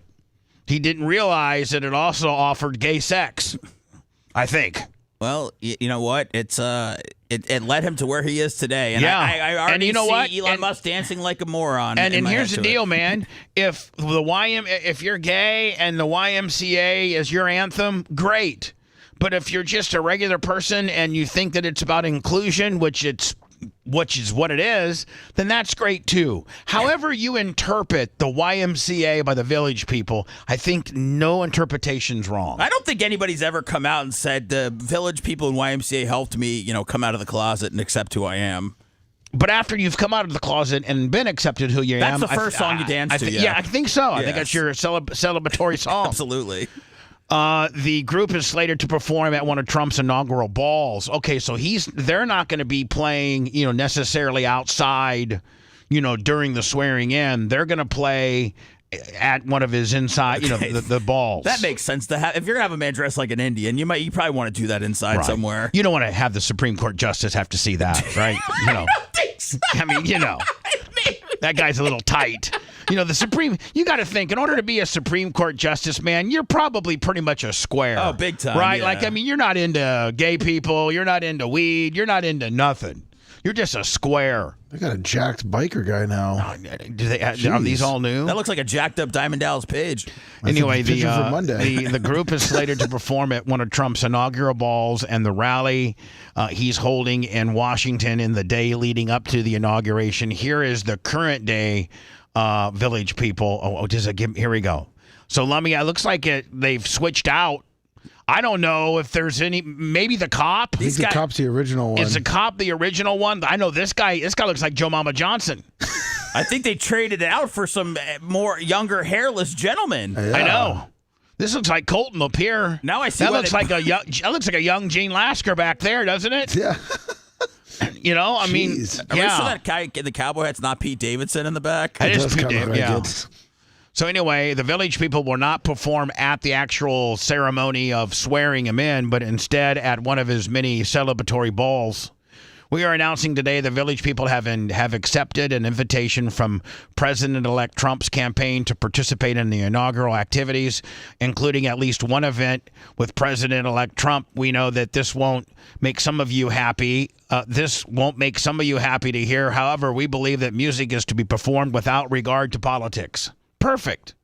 Our YMCA, our song YMCA is a global anthem that hopefully helps bring the country together. Why are they even explaining this? Well, I guess they are their fans bring our country together after tumultuous and divided campaign where our preferred candidate lost. Oh. They're saying that they were backing Kamala. Wow. Is that not what they said? That's what they said. After a tumultuous and divided campaign where our preferred candidate lost.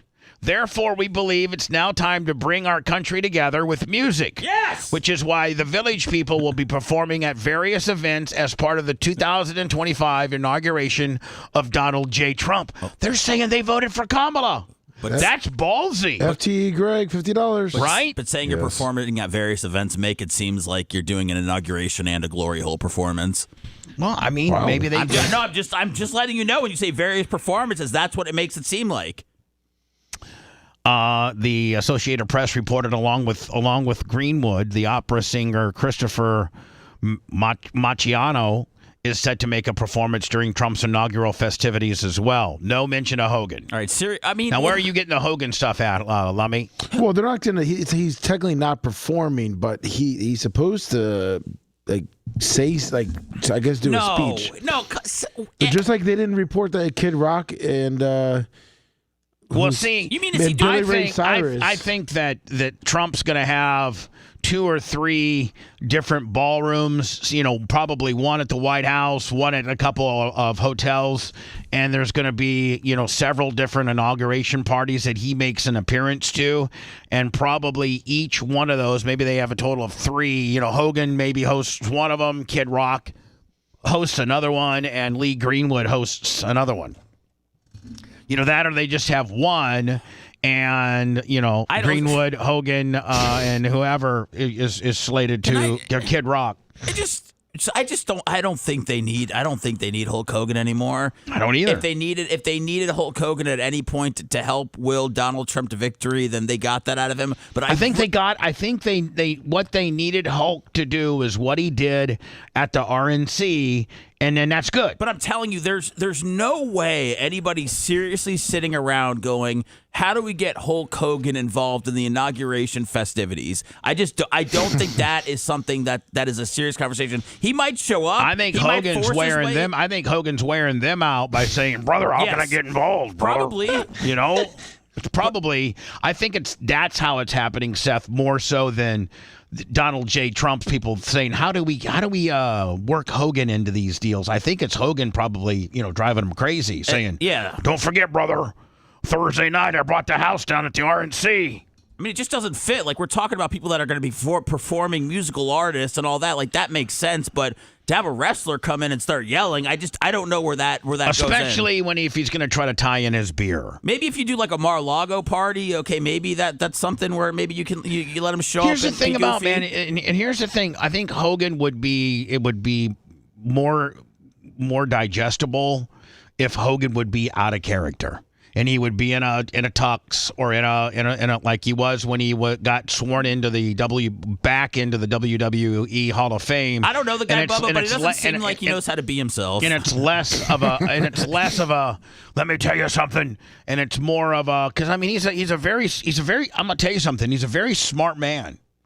He's a very smart guy, and he can speak intellectually, and it doesn't have to be in character. And I think that's where you use him and you say, listen, we don't need the tearing off of the shirt. We don't need the promotion of the beer. We need you to be, the popular, wrestler that blasted Bubba's wife and said bad things. Oh, so it looks like it looks like more it might be at the victory rally the day before is where he might appear. Who, Hogan? Yes. Hold on, Dave Rock nailed this. He said Hogan is going to be the fluffer for the Village people. Yeah, I can see Hogan at the pre-party. Give me the young one, brother. To get everybody all riled up. Yeah, drinking his beer. Yeah, anywhere he can promote his beer. And I wonder if his beer is really selling that well. I'm sure. And has anybody tried it? Yeah, we have one here. We all tried it in the back. Oh, I didn't. I didn't try it. It tastes. Is it Miller Lite-ish? Yes, it's old school Miller Lite. Okay, because that's what he is. He's definitely a Miller Lite guy. Do you want to try one? No. We got one left. Only if it was cold. It's cold. It's in the fridge. It's been here for a little bit, but it's been in the fridge. Is it cold? I can only drink cold beer. Oh, it's cold. I mean, it's been in the fridge since we got it Where's 2 it months at? ago. In the kitchen. I'm having deja vu so bad right now. What do you mean? That we did this bit? I feel like you tried it. Because I know for a fact we all tried it, and I know we talked about it on the air. I don't this think was a while ago, but I thought you tried it on the air. It was on the Clement Kush. Maybe. I don't think Bubba tried it. No, I don't. Guys, listen, I know did. you guys think I'm slipping, but I don't think I've ever tried I don't think you real did. American beer. I think you talked to us about it because we were in the back. We tried one because Average Joe left it. I remember Lummy was saying like Old Miller Lite, and... Well, yeah. But what I'm saying is, like, I don't think I've ever tried it. I don't think I've ever You're probably right. popped one open and actually consumed. But just this back and forth dialogue, I'm back here losing my mind. Well, I'm like, I mean, you're also a little tuned up right now too. I mean, Fair enough. So let me. The IRS is distributing 2.4 billion. Maybe this is like Joe's. On President Biden's way out, I got an article that shows he forgave like I don't know how many $1 billion worth of student debt. There are 50,000 people, I think. And then he's also now supposedly distributing $2.4 billion to taxpayers who didn't receive their COVID stimulus payments. And I don't know that I ever got one. Really? It's like is there a website for you to go to see if you did get it or not?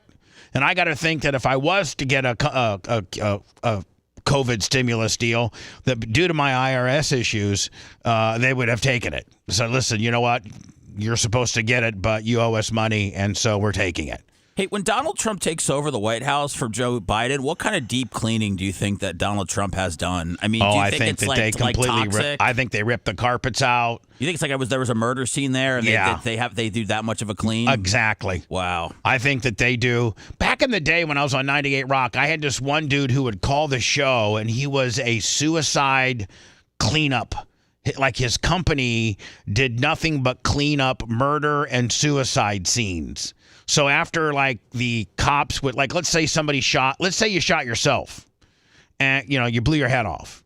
Well, after the cops did the investigation and they cleared, they got everything that they needed forensically, then they would call this guy up and he would come in and have to clean like brain matter off the carpet and, things like that. Or if there was a murder scene and after they had gotten all their fingerprints and gotten all the forensics, they would then release it to him. And God, I think he made like, $200 an hour or something because nobody wanted to do that. But I bet you get that type of deep cleaning because who wants, some 90-year-old's cough and breath and I would make, how we have an air iodizer here. I'd have air iodizers in there. I don't think I'd even move it. I'd make them for a whole entire week, just completely. You think Trump's like, open up every window in this place? Yeah, you know what? I don't think I think the windows of the White House don't open. Well, you got to get some fresh air somewhere. But I get what you're saying. Google that. I think I saw that one time on a White House deal that the windows of the White House don't open. I can ask. Good morning, Alexa. Alexa, good morning. Good morning. Let's start your day off right with a fun fact from Cheerios.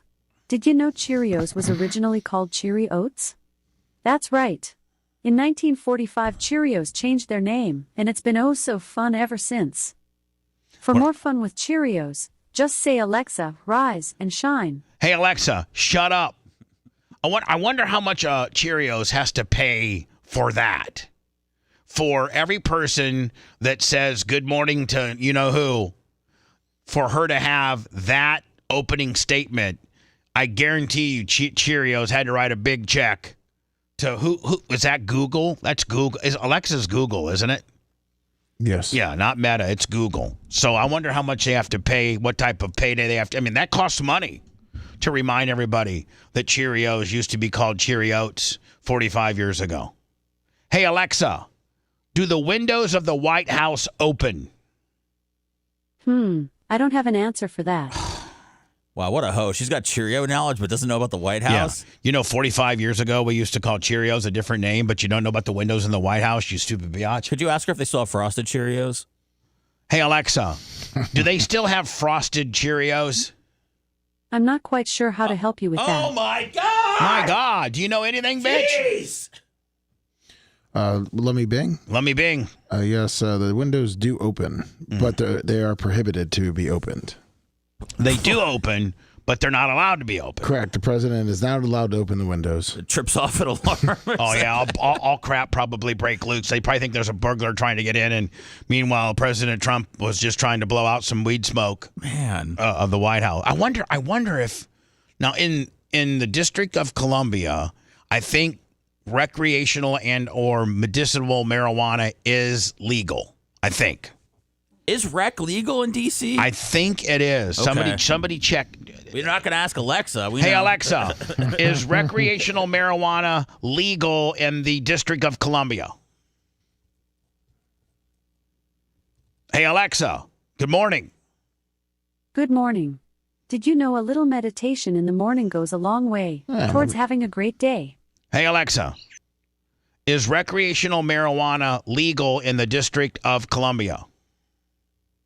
Federal law prohibits the use, sale, and possession of all forms of cannabis.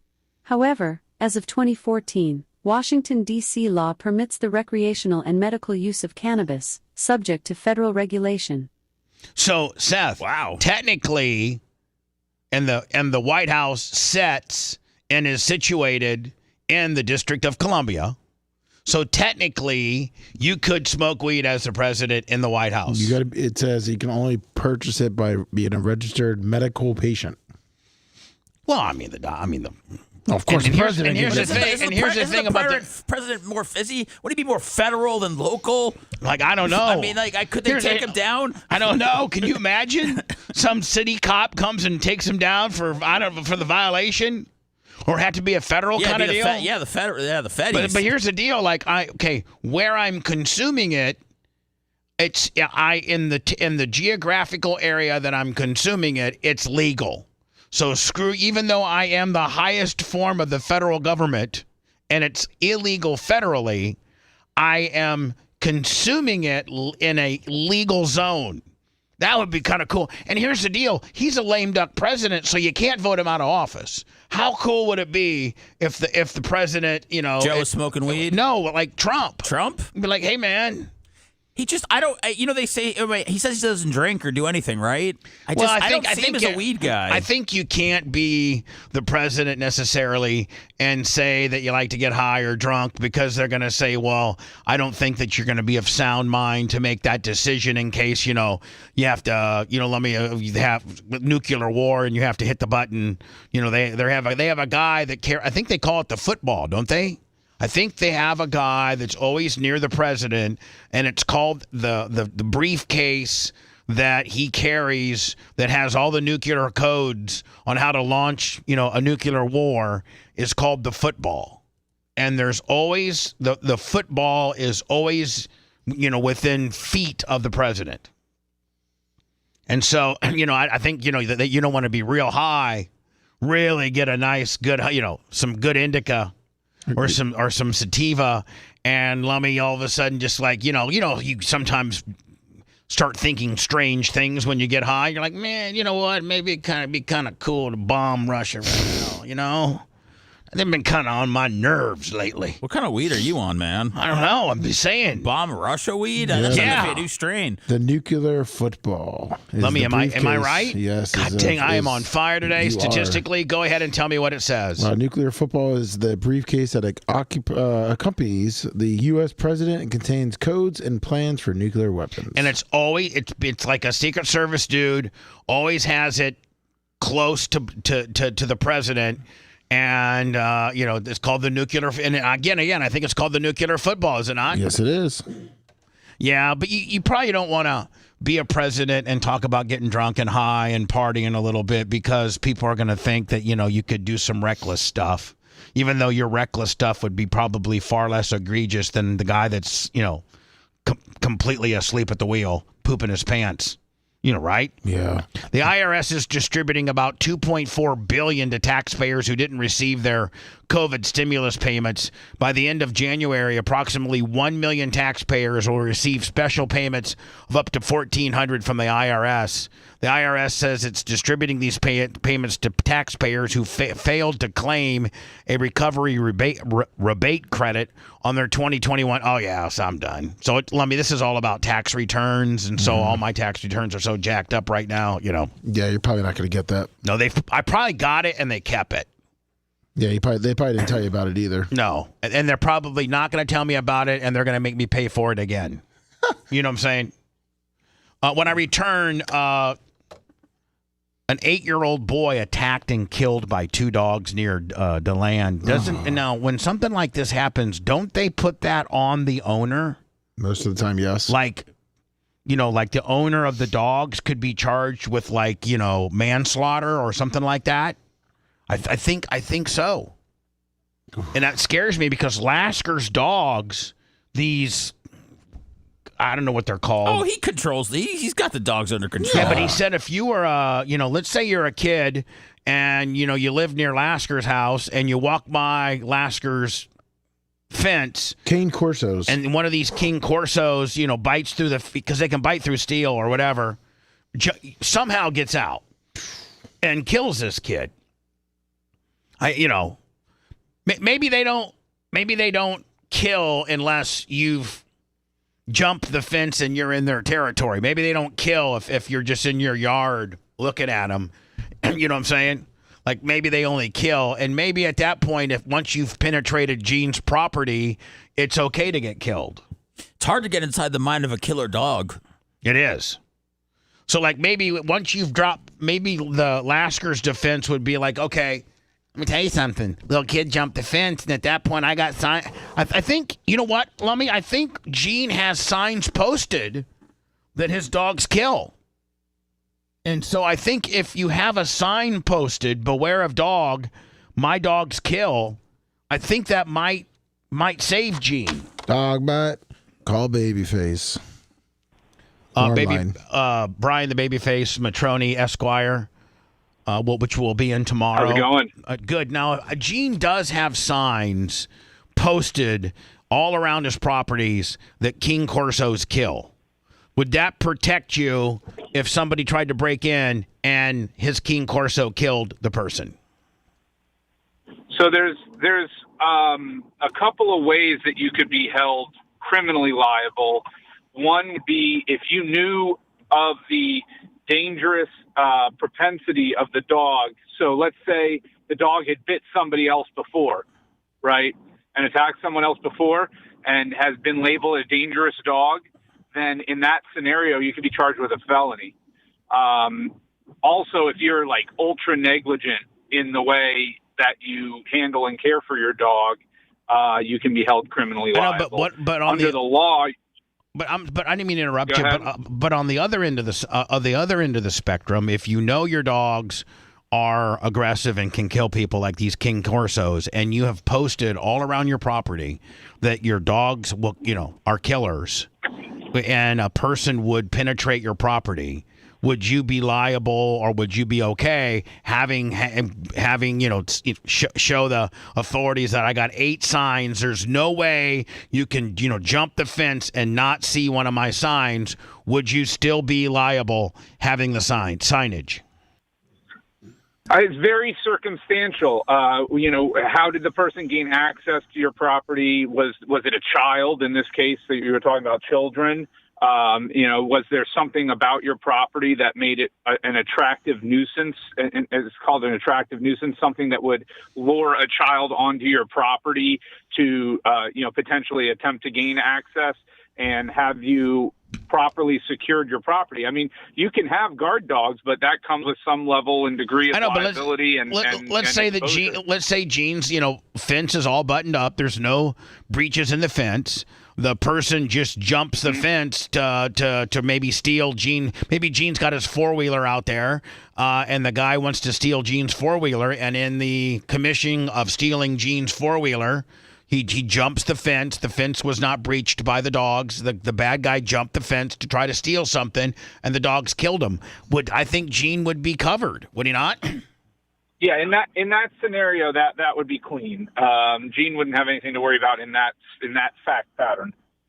The only thing that Gene would probably have to worry about is if the dogs got out of the area, a breach in the fence, or if there was something that a kid just was so attracted to that he had to get into that area, and the dogs killed him because the kid was enamored with what he saw, which I can't think of anything that a kid could potentially. Let's say you had a playground. Let's say you had a gigantic playground that was, and then you had, murder dogs around it. That might create a situation where you'd be facing some trouble. But if it's just his property or his shop and they're guard dogs, I mean, guard dog. There are a lot of people have guard dogs. You just got you have a heightened duty. Florida law, civilly too, imposes strict liability on a dog owner. So in almost every scenario, if your dog bites somebody, you're going to be holding the tab, from an economic standpoint, from a civil standpoint, you're going to be holding the tab on that, their medical bills, their plastic surgery, whatever that may be. You're potentially on the hook for all of that. I mean, dog bites are big business in the civil world, aren't they? They used to be bigger, but then homeowners insurance carriers got wise to the game, and they're like, look, we're either not covering any sort of animal liability, or we're excluding animal liability coverage for any breed that actually would cause damage to somebody. Like I know that when I got a house in Chihuahuas bite the most people. They're the most dangerous dog from a biting perspective. They don't cause significant damage. They don't usually kill you. I mean, they'll bite the hell out of your ankles, but they don't kill you. Exactly. Right. Yeah, but no, obviously American pit bulls and American bullies, pit bull terriers, Rottweilers, Dobermans, that kind of deal. Yeah, Dobermans, Rotties. Those are the breeds that are, even if you do have dog bite coverage under your homeowner's insurance, those are the breeds that typically get excluded from coverage. How's things in babyface world? They're great, man. Life's beautiful. Can't complain. Fantastic. 2025 is a great year so far, right? Well, yes, very much so. This is the week of Barp, and we will. I think you're going to be on the show tomorrow, do the Blizzard, and are you making it to Thursday's festivities? yes, I'm gonna show face at the although pig not roast. consume any pork. You'll be there for support. Right, and not because I'm a Muslim or Jewish or anything, just because I don't eat pork. Right, that's fine. No big deal. Pussy. Can't wait to have you tomorrow, my friend. I really feel like either you're understanding me or I'm getting more tolerant of you, but I feel better and better about each one of your appearances. Well, I think maybe a combination of the two. I do too, and I know that the Bubba Army loves you, and I can't wait for you to be here on the air tomorrow, and more importantly, at the BARP festivities, pork-free Brian, 5 to 9 on Thursday night. But Babyface, we'll see you. By the way, Reggie Roundtree is going to be here Saturday night, although you can't make it Saturday because you have your annual Christmas festivities in Vermont. But you will be here on Thursday nonetheless. Reggie will be there Saturday burning darts? Reggie will be there, and tentatively Jackal is going to be here Saturday too. They're pulling up the tour bus and doing an impromptu concert on the stage? Maybe not an impromptu concert, but maybe certainly pulling up the tour bus, yes. And then the after party is going to be at the Dollhouse. Wow. I am sad I'm going to miss it. There's a high probability I'm able to attend next year, though, so we'll see. All right, Brian. See you later, buddy. Thank you for the insight. Take care, fellas. See Bye now. Hello, you're on the air. 813-90-BUBBA, by the way. 813-90-BUBBA, if you'd like to call the phone, studio lines, and get yourself on the air. Yes, go ahead. Morning, Bubba. Mike from Miami again. Hey, so you were talking about the dog attack, and I know Gene the other day was telling the story about how he has those signs posted up, beware King Caruso, and his insurance dude was there walking it, and he was getting into the story about how the guy didn't think those signs were a good idea, and somehow you guys went into a different story thing, but he never finished why having those signs was not a good thing. All right, well, when Gene's here on Friday, we'll get with Gene. Yeah. All right, I'll get with Gene, and we'll certainly bring that topic up on Friday. Yeah, because same thing. I always had him on my fence, so I wonder why it wasn't a good idea. All right, all right, thanks. Appreciate it. One call a day. Thanks. Hello. Hey, Bubba. You were talking about Hogan and the inauguration and all that. Am I the only one who is mad at Hogan? He is such a hypocrite. The dude calls Trump his hero, but how many sex crimes has that guy been accused of? Who, Hogan or Trump? Trump. Well, I don't know that. Back his play. I mean, he's only really been accused of one sex crime that happened supposedly in a store 30 years ago in the hat section. The other stuff that you speak of sexually of Donald Trump weren't crimes. They were scandals, but they weren't crimes. The only crime, again, I think he was charged with, I think it was kind of bullcrap, to be honest with you, something that happened 30 years ago that she didn't report to police then. And all of a sudden, when he becomes the candidate to become the second time president of the United States, all of a sudden now we have a big civil deal. I can't hold that against him either. But, as far as scandals, he's been involved in some sexual scandals, yes, but not crimes.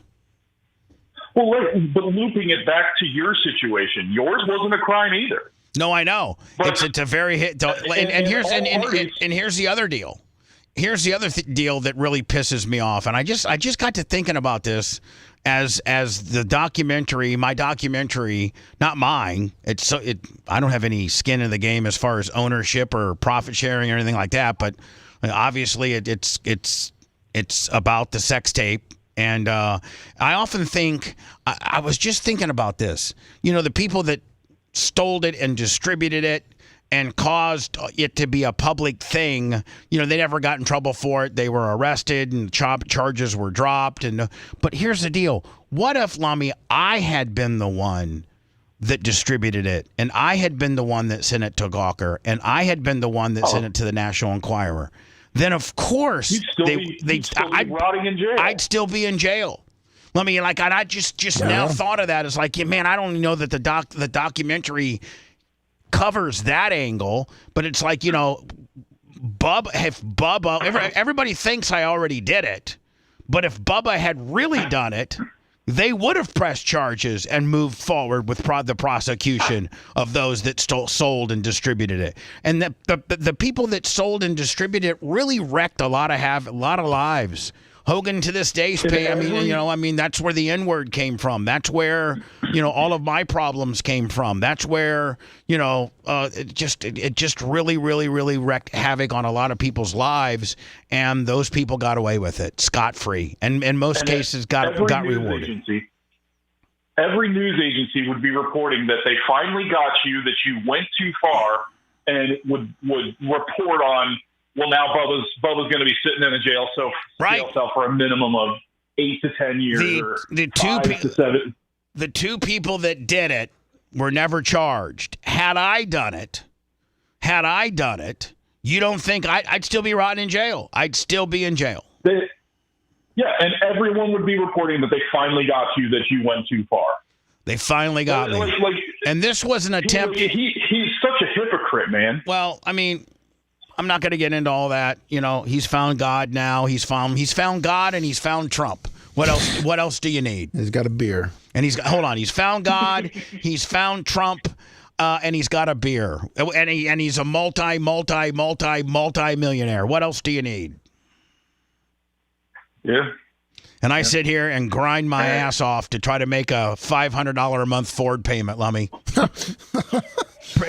Appreciate your call, my friend. Oh, man. I mean, my truck payment's $4.99, and there's some months where there's some months, Lummy, where it's pretty lean. It's tough. So anyway, I was thinking about that a couple days ago, and be like, you know what? I didn't distribute it, and I didn't proffer from it, and I didn't leak it, because if I had, they would have arrested me. They didn't. The lack of prosecution on those that did exactly shows you that I didn't do it. That in itself is proof enough. Why didn't anybody get in trouble? Well, the only person that was going to get in trouble and arrested would have been Bubba had he did it. And since Bubba didn't do it, then the people that did do it, we're not going to arrest them. We want everybody to think Bubba did it. And most people still think I did do it. Yeah, majority. I think I'm running a little bit late. We'll get into that dog story next. We also got to get into the fact that Michelle Obama, I think that's kind of a bad look. You got Bill Clinton, and he brings Hillary. You got George W. Bush, and he brings his wife. What was her name? Not Barbara. That was her mom's name. Laura Bush. So Laura and George Bush make it, former president, two-timer. Bill and Hillary Clinton make it. Barack and Michelle, should complete that ensemble, and she's not making. She didn't make Jimmy Carter's. No. She didn't make Jimmy Carter's funeral, and now she's not going to make the inauguration. We get it. Listen, you don't think Bill Clinton and Hillary Clinton hate Trump? They hate him. Did Trump go to Biden's inauguration? No, he didn't. Okay. Well, there you go. Great point, by the way. Great. I just wanted to add it in there. You were wrong about Lambo, but damn, you were dead on there. Well, people were just upset because she also didn't go to Jimmy Carter because she was vacationing in Hawaii. I guess she's still there or whatever. I mean, you think something's going on, or she just doesn't. She doesn't care for the dude, and it's not a requirement for her to be there. It's more of respect, and she has zero respect for him, and so she didn't have to go. People think she's having surgery out there to take her wiener off, or to put it back, to put one on. If you liked that segment, then you'll definitely like the new redesigned BubbaArmyHQ.com. We'll be back to the Bubba the Love Sponge show after this.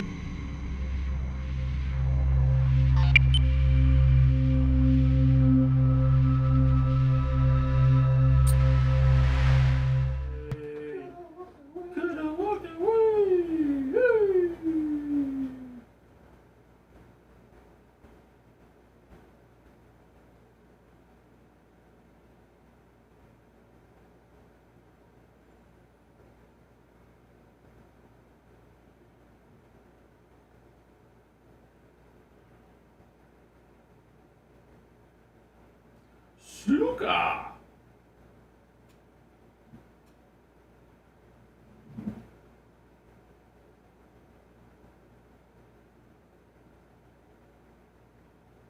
I just died in your arms tonight. I wish my name was John Tay.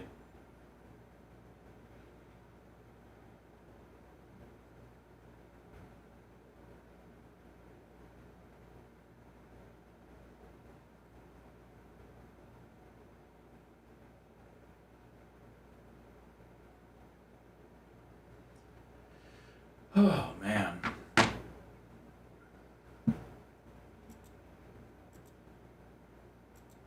Oh, Bubba, I IM'd you, Shador Sanders last night at the, I think at the Timberwolves game.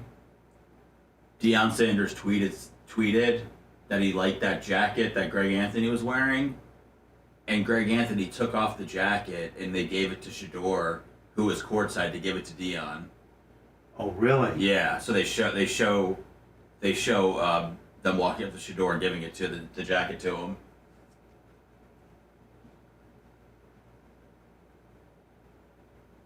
What does that mean something? No, Deion tweeted like I gotta know where he got that jacket. Oh, so Deion, okay. And so then Did you send that to me? I just IM'd it to you. Oh, okay, all right. And do you see now that everybody's coming out with Deion's going here, Deion's going there? Deion ain't going nowhere. Do you? Yeah, I think he said he's not. I don't. But they said Jerry Jones is on a mission to lure him. Yeah.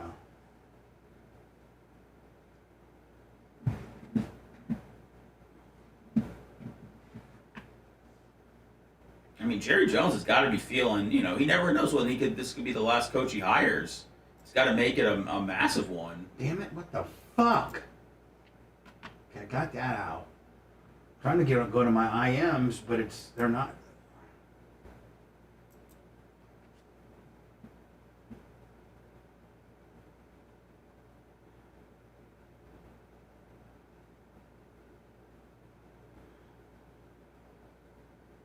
Can you IM it again? Because it's not, my IMs aren't opening. You want me to send it, email it, or? Yeah, email it. Then something's wrong with my fucking IMs.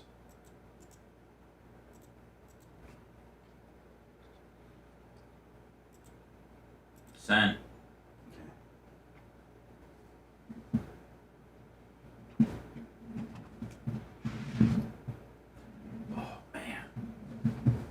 No more squeaking. No more squeaking. I just gotta get these wires some loose wires. Yeah, we gotta get our area cleaned up. All of our areas cleaned up here a little bit. Got loose wires. Come on, motherfucker. All right, there's that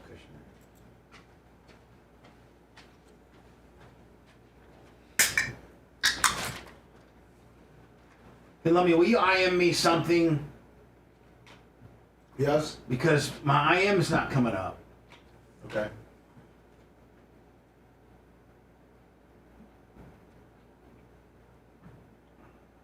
Message hi. All right. That's the nuclear football.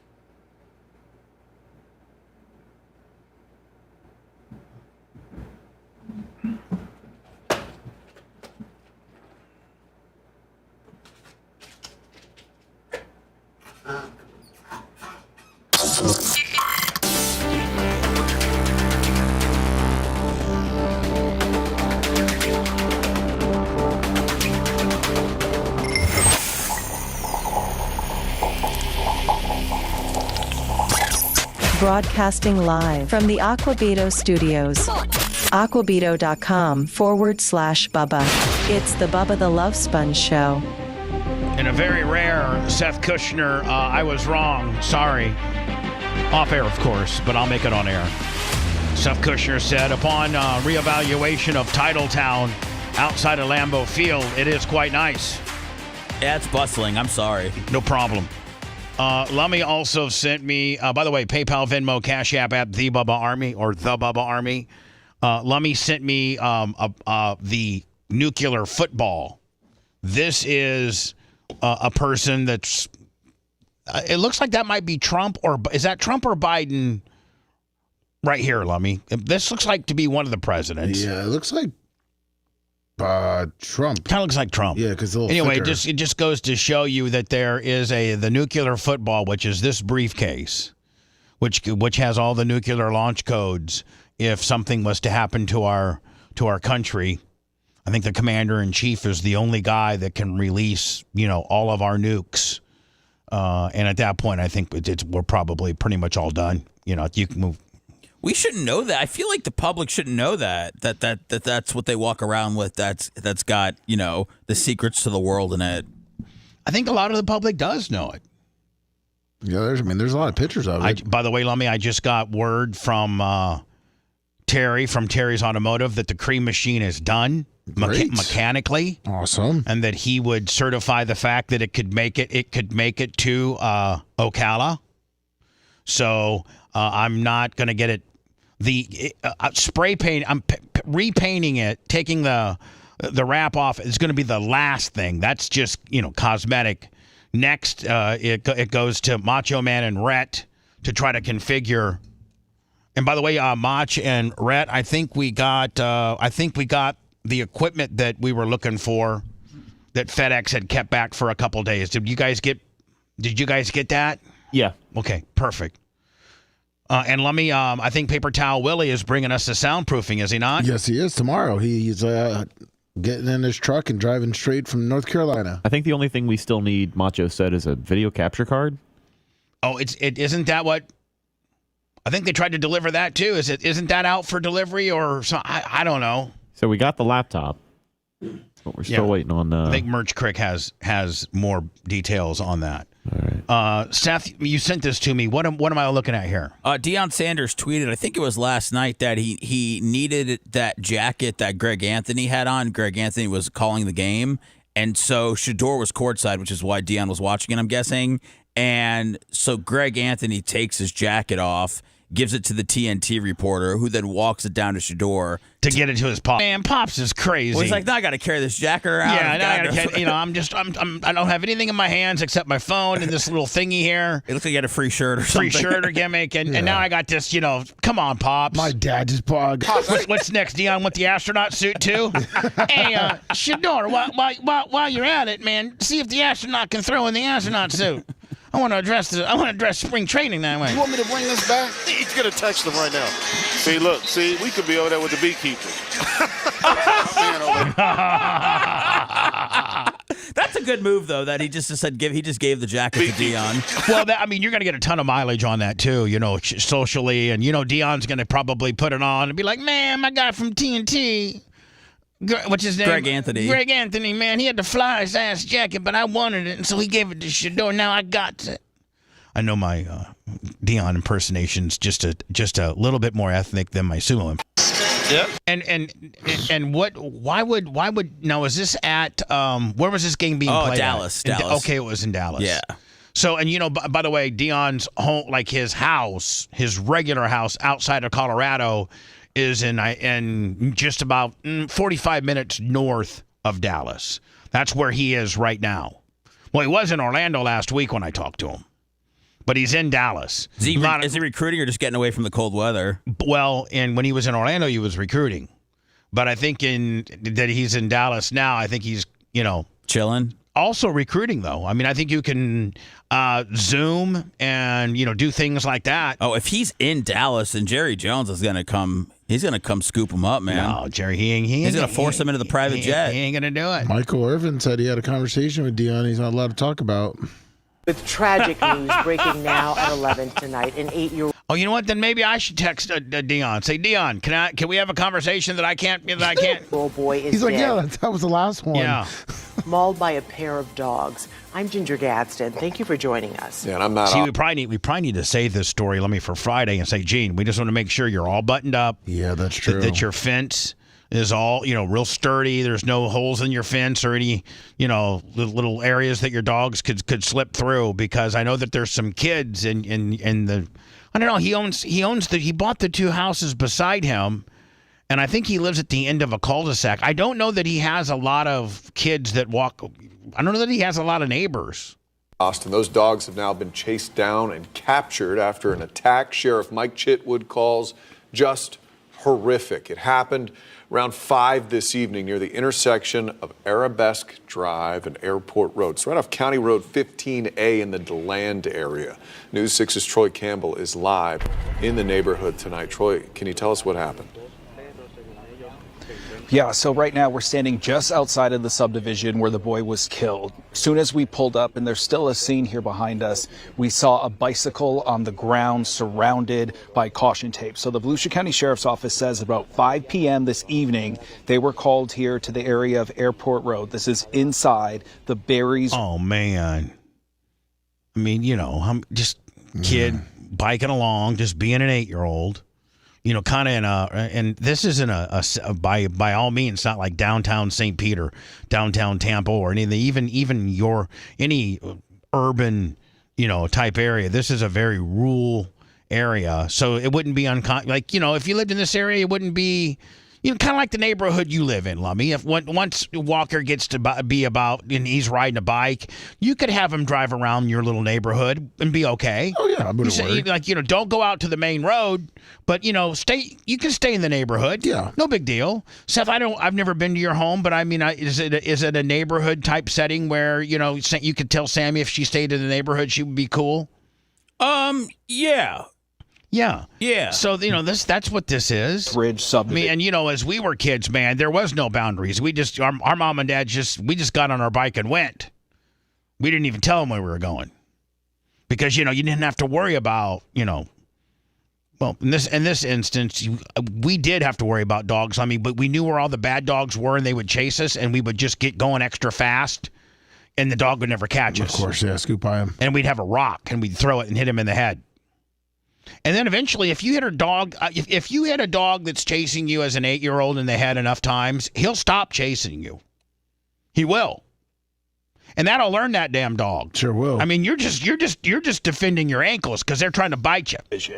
Investigators say a witness called into 911 saying they began CPR on the boy after he was attacked by 2 stray dogs. It appears stray. Oh, that adds more. That adds more twist to it. The fact that and they may be stray now, but dogs aren't stray. Like there's not a pack of wild dogs out there. Dogs belong to somebody. Now they may have ran away or got away, or somebody didn't want it anymore and turned them out into a field. But at one time, all domestic dogs were domesticated, were owned by somebody. So the owners are not going to step up, Lummy, and say, "Oh, that's my dog." Yeah, no kidding. No, what? And they better hope that those stray dogs aren't chipped, because I think when they're chipped, doesn't that go back to the owner?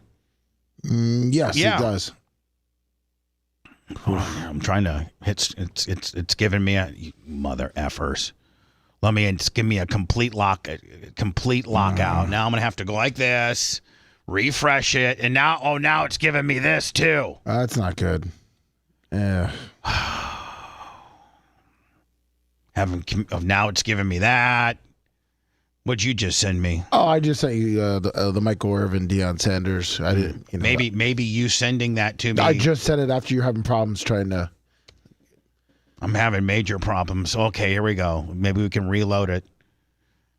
Damn, of course I'm gonna have to. Is it gonna make me go through a preload? Yeah, probably. Is it even gonna give it to me? Hopefully. And the next company that's tragic news breaking now. At Launch Credit Union, our mission is to help members achieve their financial goals. Whether you're a business owner, or an individual working. Having some technical difficulties. Please bear with us at this point. And don't go to Launch. Branches located throughout Brevard and Volusia counties, Launch CU makes it easy. At 11 tonight, an 8-year-old The boy is dead, mauled by a pair of dogs. I'm Ginger Gadsden. Thank you for joining us. Yeah, and I'm Matt Austin. Those dogs have now been chased down and captured after an attack. Sheriff Mike Chitwood calls just horrific. It happened around 5 this evening near the intersection. I hate to even try to pause it and give any of the editorial comments because it might lock up on me, so I might just let it roll. Okay. Yeah, this is all stuff we've already seen. What happened? Yeah, so right now This is Troy Campbell right here, obviously. Division where the boy was killed. Soon as we pulled up, and there's still a scene here behind us, we saw a bicycle. They need to get Dexter on it, Lummy. Dexter will get it. So the Volusia County Sheriff's Office says about 5 You've been watching the new Dexter? No, I have not. But I heard it's really good. You've got to watch it. The Berries Ridge subdivision. Investigators say a witness called into 911 saying they began CPR on the boy after he was attacked by 2 stray dogs. It appears the attack happened by the mailbox area for the subdivision. The sheriff's office says deputies chased the dogs down. Both dogs, one described as a pit bull, the other described as a mixed breed, have been taken into custody of the Volusia Animal Services and are being held in quarantine. Now on Facebook, Volusia County Sheriff Mike Chitwood wrote, "I don't know what anyone can say to ease the immense pain this family is feeling tonight. This tragedy is beyond comprehension, especially for those of us who are parents and grandparents. I can only ask for our community to say a prayer of strength for this family and keep them in your hearts as they face their worst nightmare." And there are still more details that have not been released, including who owns the dog and if any charges will be filed. Sheriff Chitwood says he will provide an update tomorrow morning. Live in Volusia County tonight, Troy Campbell, Getting Results News 6. Getting Results News 6. Well, of course. I mean, they have to put charges on the people that own the dogs. You got to. Yeah, especially running around the neighborhood. Yeah, I mean, you've got to put charges on the people, if and when there could be charges. My ass, there's going to be charges. Is this Michael Irvin? Is your prime plan really going to happen? Well, and I told you guys, so before you. Isn't it amazing, Lummy, that it was just 5 years ago, I was on a high school football field with Deion Sanders, who at that time was not considered for any coach at all. Nope. Shador had committed to Willie Taggart and FAU to be an owl. Yep. Only because he was, all these, Alabama, LSU, Georgia, Texas, all them, told Shador, you're probably going to have to sit 1 or 2 years before we start you, regardless of how good you are. Deion's like, man, I can take him right to the HBCU. He'll be a starter. They picked FAU, and I was on a field with him, Shador, Tom Brady, and Deion Sanders just, 4.5 years ago. And look what has changed in 4.5 years. Jackson State out of nowhere calls and said, yeah, Deion, we know the only coaching experience you have is, one, you started with your kid in Pop Warner, and then you had a school called Prime U that was, kind of like it was a school for, urban African American or black, like not so affluent kids. To get an opportunity to, one, go to a good school, kind of a private school, and two, play football under Deion Sanders. So that was more like a middle school type, high school situation. Then he went on to be the offensive coordinator for, I think, wherever Shador went to high school. He was just he wasn't even the head coach. He was just the offensive coordinator for, I don't know where Shador came, where he went to high school, but Deion was a coach for Shador's team. So I got him on that high school field with Shador, who was a verbal commit to FAU and who was being instructed and given, tips by Tom Brady. And in 4.5 years, Deion went to Jackson State, turned that program around. Then got big money to go to Colorado, and I think you could argue that he is in the midst of turning that program around. Yes, he is. and now is considered like if there's any football vacancy in all of football, from the highest level being the NFL to the, at this point, any college job, you better talk to Deion Sanders. Yep. I mean, wow. Wow. You have to consider this. So if anyone's not... Including one of the most high-profile NFL, not just, the Browns, not just the Bengals, not just, the Titans, or not the less sexy NFL franchises, but we're talking about the Dallas Cowboys. That's right. Arguably one of the, most high-profile, worth the most amount of money franchises in all of the NFL. And you got, and listen, I know for a fact that Jerry Jones wants him worse than ever. It's Deion that's saying no. It's Deion that's questioning whether he and his style can be absorbed by, multi-millionaire professional players. Deion's style of strictness and discipline may not work on the next level. It works in college. But it's, and it's touch and go as to whether it works in college, because that portal, I did see a story yesterday, and see if you guys maybe saw it, but I love the rule where the NCAA is thinking about making the portal only open like January 2nd to January 12th. That's it, to make these players, play the bowl games. Now the portal's open, I think, twice. Yeah, December 9th to the 28th and April 16th to the 25th. They're thinking about shutting it down and making it open for 10 days only, January 2nd to the 12th. I think that helps college football. It stops the jumping around. You can only jump around once. Now you can jump around twice, and you can jump around as many times as you want. Sure can. It's like House of Pain, jump around. It's kind of fun. Jump around. Like we're at the University of Wisconsin starting in the third quarter. I like kids. What's that? I like kids going to where they're going to have a chance to play and to succeed, and to where they don't have to sit behind a guy for 2, 3, 4 years. But I think the window should only be once. Once a year? Yeah, for 10 days. That way, coaches can get a better understanding as to what their roster is going to be. And coaches love the portal, man. But they don't. And by the way, this was a unanimous vote by all. I think the coaching association, they want it one. Coaches are proposing a 10-day transfer portal window starting on January 2nd. Yes. Coaches are proposing yes, this. January 2nd and running through January 12th. God, who was right again?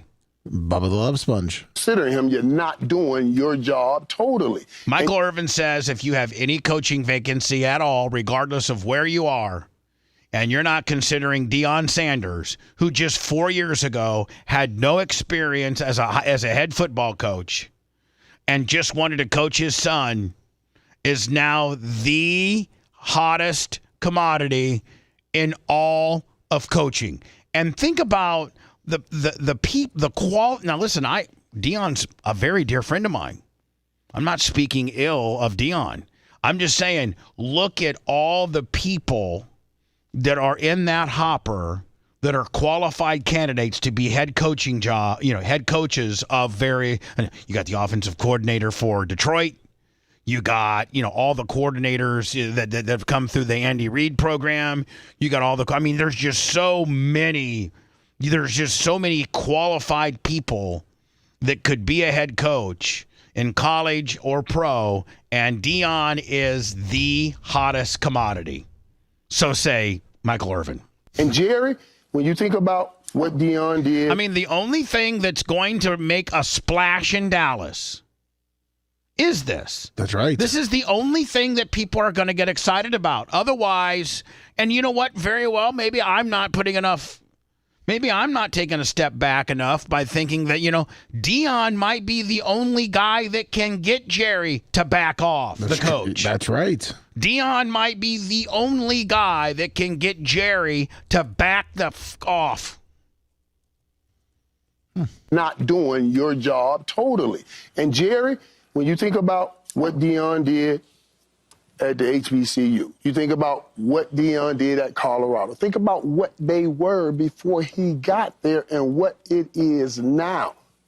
Who would not want? By the way, Jackson State went on to win this year's national championship, 1AA. Did you see that? I think, or they won their bowl. They won their bowl game. Yeah, they won their bowl game. They won their bowl game, which I think was. I think Deion actually lost the bowl game. He did. So he left Jackson. I mean, Jackson State now has continued winning. Colorado, he's still the coach of, and has not left. That in their organization. So this way, when I talked to Deion this morning, he said to me, he said, now, listen, I can tell you this, we did talk and these things, but Michael, that's it, we can't go any farther with it.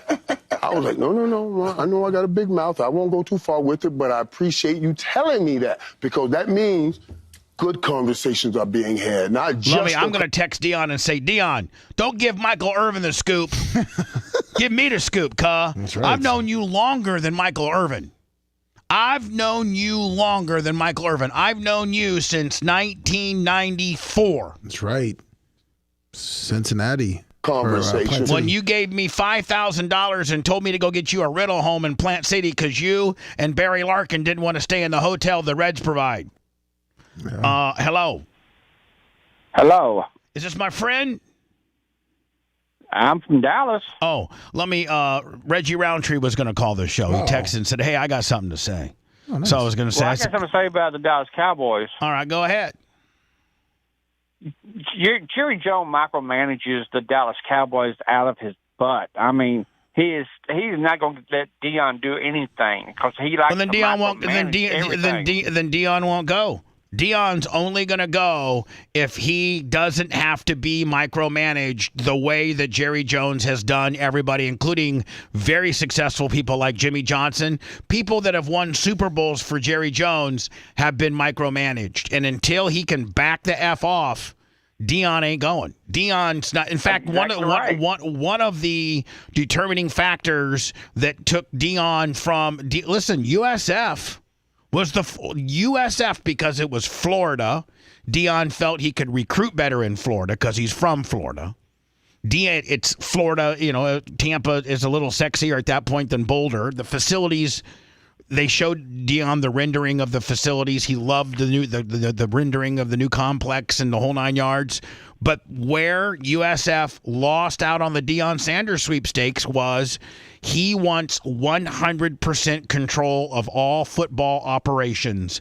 And USF wouldn't, the athletic director and the president of the university would not grant him that power. Whereas Boulder said, Boulder said, man, if you want us to paint the field purple, we'll do whatever you want. Whatever you're in charge. It's the uniforms, the travel, what the kids eat, the weight room, everything to do with football goes through you. But Jerry Jones won't do that. Well, Jerry Jones is very controlling. You listen to his local radio show that he does every week. He is very controlling, and he will not let go of his power. And the best thing for Jerry Jones to do is sell the team. I don't necessarily disagree. I think the best thing for Jerry Jones, this sounds horrible, is for Jerry Jones to die and to let his Jesus Christ. Hold on. And is to die, Jerry. And to let his son and his other family members that he has instilled as managers of the Dallas Cowboys to install more of a conventional type hierarchy, and that is a general manager and a head coach that work together and get him out of there. Because if he's breathing and he's alive, he's going to be in control of the Dallas Cowboys. Yeah, exactly. But let me ask you one question. I'll tell you one thing real quick. What other NFL one other NFL owner does a press conference after every game? Jerry Jones. It's all about him. Jerry Jones is the only owner and the only general manager that wants to be a star because he owns and or is the general manager of an NFL franchise. Every other NFL... His ego is what the problem is. He's the problem. Jerry Jones is the Dallas Cowboys' problems. Now, you can keep it. Appreciate your call, my friend. Now, he bought the team, and I saw this. I saw this story. I actually saw this story. He's like, I bought the team so I could work with my kids. And nothing. Actually, Lummy, this is part of Landman. Yes, yeah, if you watch Landman with Billy Bob Thornton, the Taylor Sheridan new hit series Landman. He's getting all this bad press. Had to write himself into the show. Jerry Jones wrote himself into the show, and he's sitting there with this big time oil baron, and he's like, "Did you know why I bought?" This is Jerry Jones. Do you know why I bought the Dallas Cowboys? I bought the Dallas Cowboys so I could work with my family. That's right. Nothing's better than working with your family. Nothing's better than working with your family. It's all about your family. Yeah, to make his life better. So, you know what?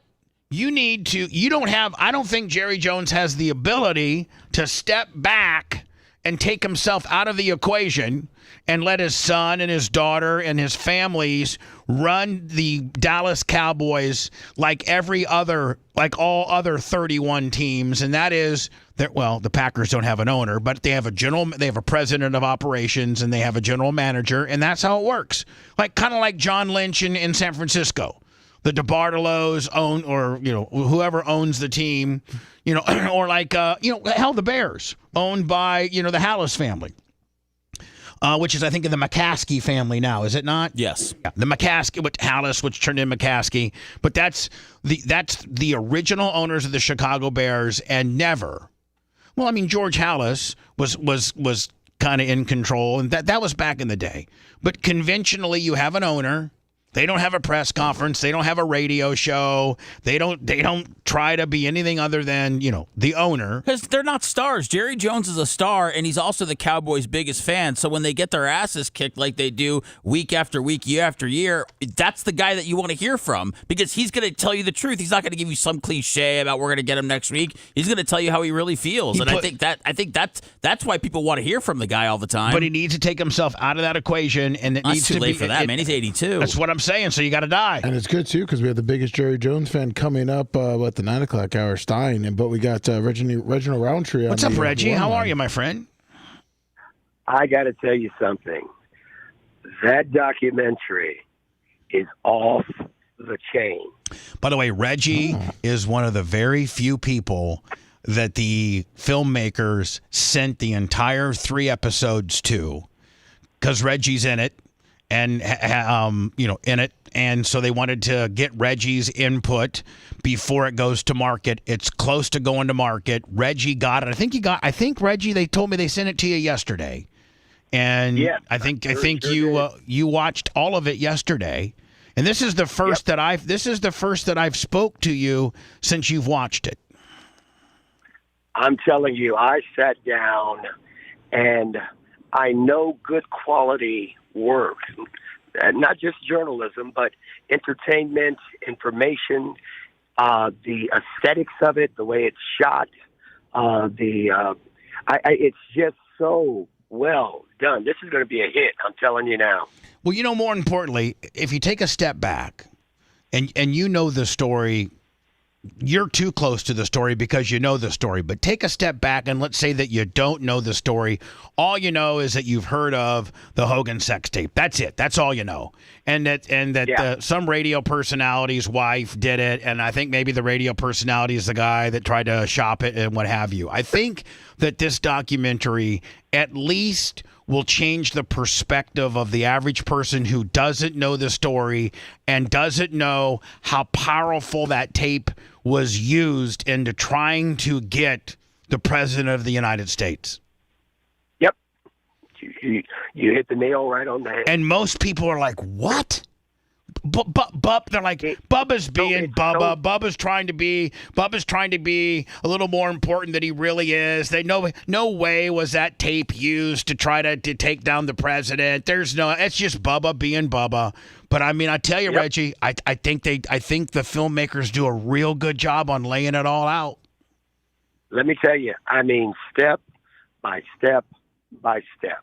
And I mean, I'm very close with you. I know the story and all of the misinformation that was put out, and Bubba did this and Bubba did that. And I said, you guys don't even know the real story. and the underhandedness, who stole the tape, who shopped the tape, the person that didn't want to give a deposition knew about the tape. You know what I mean? And you know what I said today too, and it just struck me. Do you know why for a fact, people can prove that I'm not the one that distributed or sold it? Because had I been the one, they would have arrested. Oh, you'd be in jail. They would have arrested me. Oh. Oh, you kidding me? They would have arrested you, walked you, printed you. Let me tell you, they would have put you under the jail. Yeah, yeah. Well, listen, good talking to you. And I'm going to call you later today to check up on you. Got a few things I want to run by you. And just want to tell you how much. By the way, Lummy, Reggie's coming Saturday night to Barb. Can't wait. Yeah. So that's great. So, Reg, I'll talk to you. I'll talk to you later today. All right, my brother. I'll talk to you. Take care now. You too, buddy. Thanks. Lummy, there's another doctor that got in trouble for kid porn. Did you see that? Yeah. Do you want to go to break? Yeah, let's go to break. The porta potties are here. I can line them up real quick. Yeah, you go handle the porta potties. All right. I'll handle the commercials. I'll oversee you overseeing the porta potties, Lemmy. As he pees next to the porta potties. If you want to deep dive into the Bubba the Love Sponge show from the past, go to BubbaArmyHQ.com. We'll be back after these words.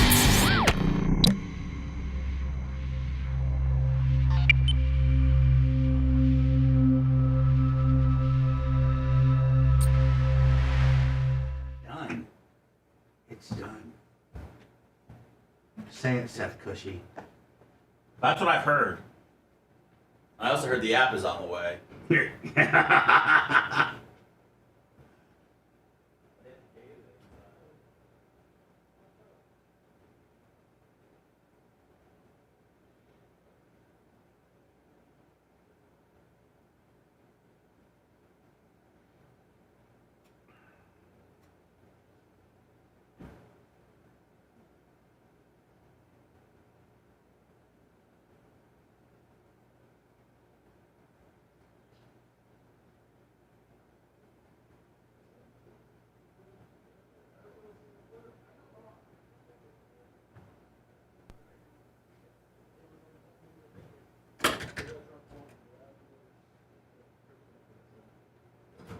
I had a perfect outfit for that segment. I got you. And you didn't send it. I got it.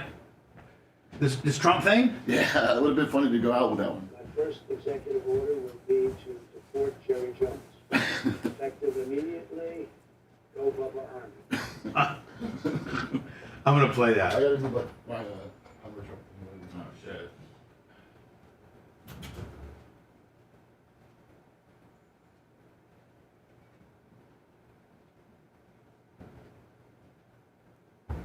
Porta potties look great. Do they? Oh, yeah. Gently used.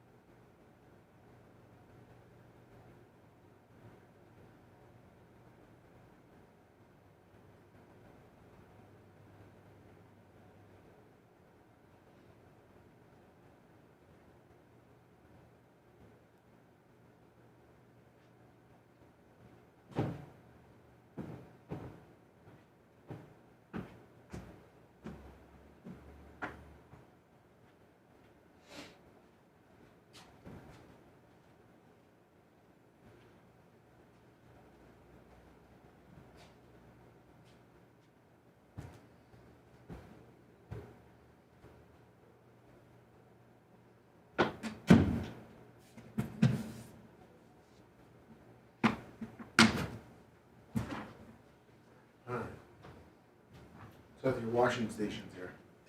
About time. Full of water and everything. Those look like some Tell me real I'm going to men. do a beard air check. Okay.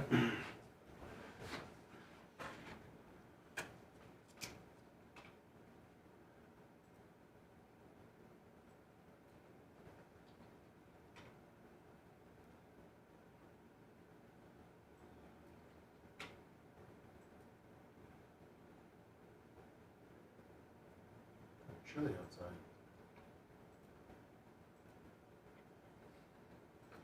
outside. Do they just dump them off and leave? Is it pretty quick? Yeah, I told them exactly where to put it. Merch Crick is going to make sure that they line them up exactly.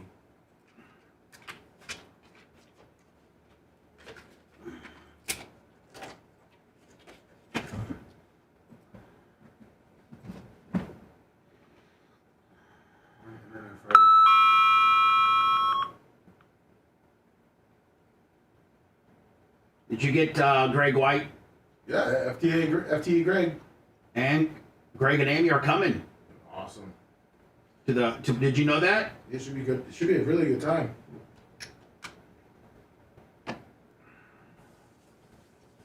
Original Roundtree too.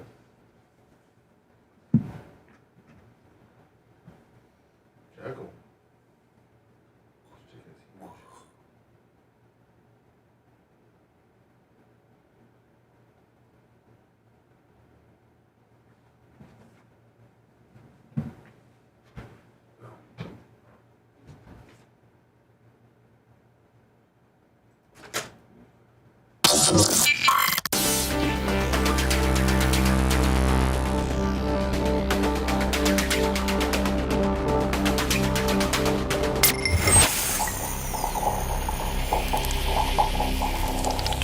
Broadcasting live from the Aquabedo studios. Aquabedo.com/Bubba. It's the Bubba the Love Sponge show.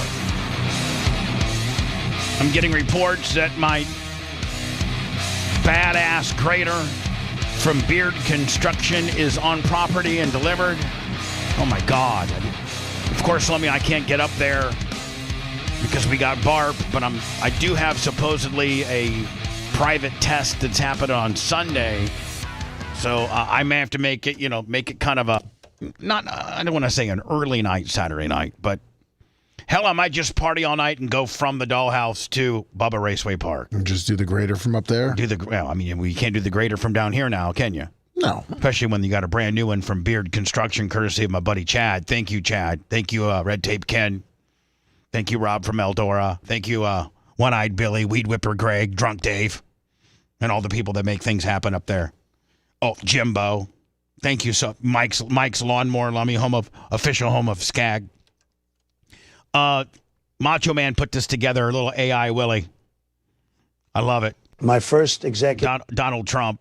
Of course, all AI. We're not trying to say this is real. My first executive order will be to deport Jerry Jones. Effective immediately, go Bubba Army. God, the things you can do with AI now. Yeah. So, video shows arrest of this is the second doctor in 2 weeks that has been arrested for child porn. And this, if you don't think that the feds are monitoring Reddit, well, think again, because they are. And that's where they get a lot of these people. Why do people think that what they say and do is not traceable on Reddit, even though you think that you've set up some anonymous site on a burner phone? They're gonna get you. They're gonna get you. And I think this is a body cam. Dr. Pete, is it Supan? Supan, yeah. 38 is accused of soliciting a 14-year-old girl for sexual images and talking about performing sex acts with her. The conversation took place on Reddit, according to the Manatee County Sheriff's Office. I wonder if my buddy Chad Geary, he's a detective, I wonder if he was in on this deal. The Manatee County Sheriff's Department said Supan posed as a 19-year-old and sent explicit images of himself to a teen. It said during its investigation, it began on October 28th after the Internet Crimes Against Children's Unit got a tip of suspicious chats on Reddit. Deputies, along with the FBI, Lummy, you're done. When the FBI gets involved, you're done. And the U.S. Attorney's Office read through the conversation between Dr. Pete Supan and the 14-year-old girl in Utah. Now, he sent her pictures too. Was there a 14-year-old girl, or was it the Manatee County Sheriff's Department? I think there was a 14-year-old girl. There was a 14-year-old girl in Utah. He sent her naked pictures of himself. And I guess he was waiting for her pictures to come in. Well, he was waiting as they took him down. Here, I think this is the Manatee County Sheriff's Department arresting him at the hospital or the clinic that he works at. All right, miss your hand, sir. Okay. Try and turn around, face the vehicle. Come back here. You got any weapons on you, sir? No. All right, put your hands on the vehicle. I've never been in this predicament, but man, I got to think. Talk about having anxiety. You know, Seth, when you get in trouble, your temperature goes up, like you get instantaneously hot. Oh, yeah. When you're freaking out a little bit about something. Man, I'd be running about 108 right now. Even when they put me in jail for the hog deal, I mean, they didn't handcuff me. They let me do a courtesy turn in. You know what I'm saying? Oh, yeah. Your pockets with all my cheese? No. Okay.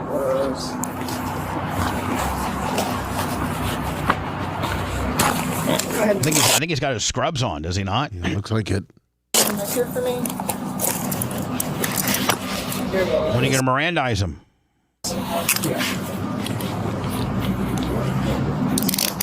Let me, you and I would have to get 2 sets, maybe 3 sets of handcuffs. Yeah. You just want me to put these in the car and lock it? Yeah.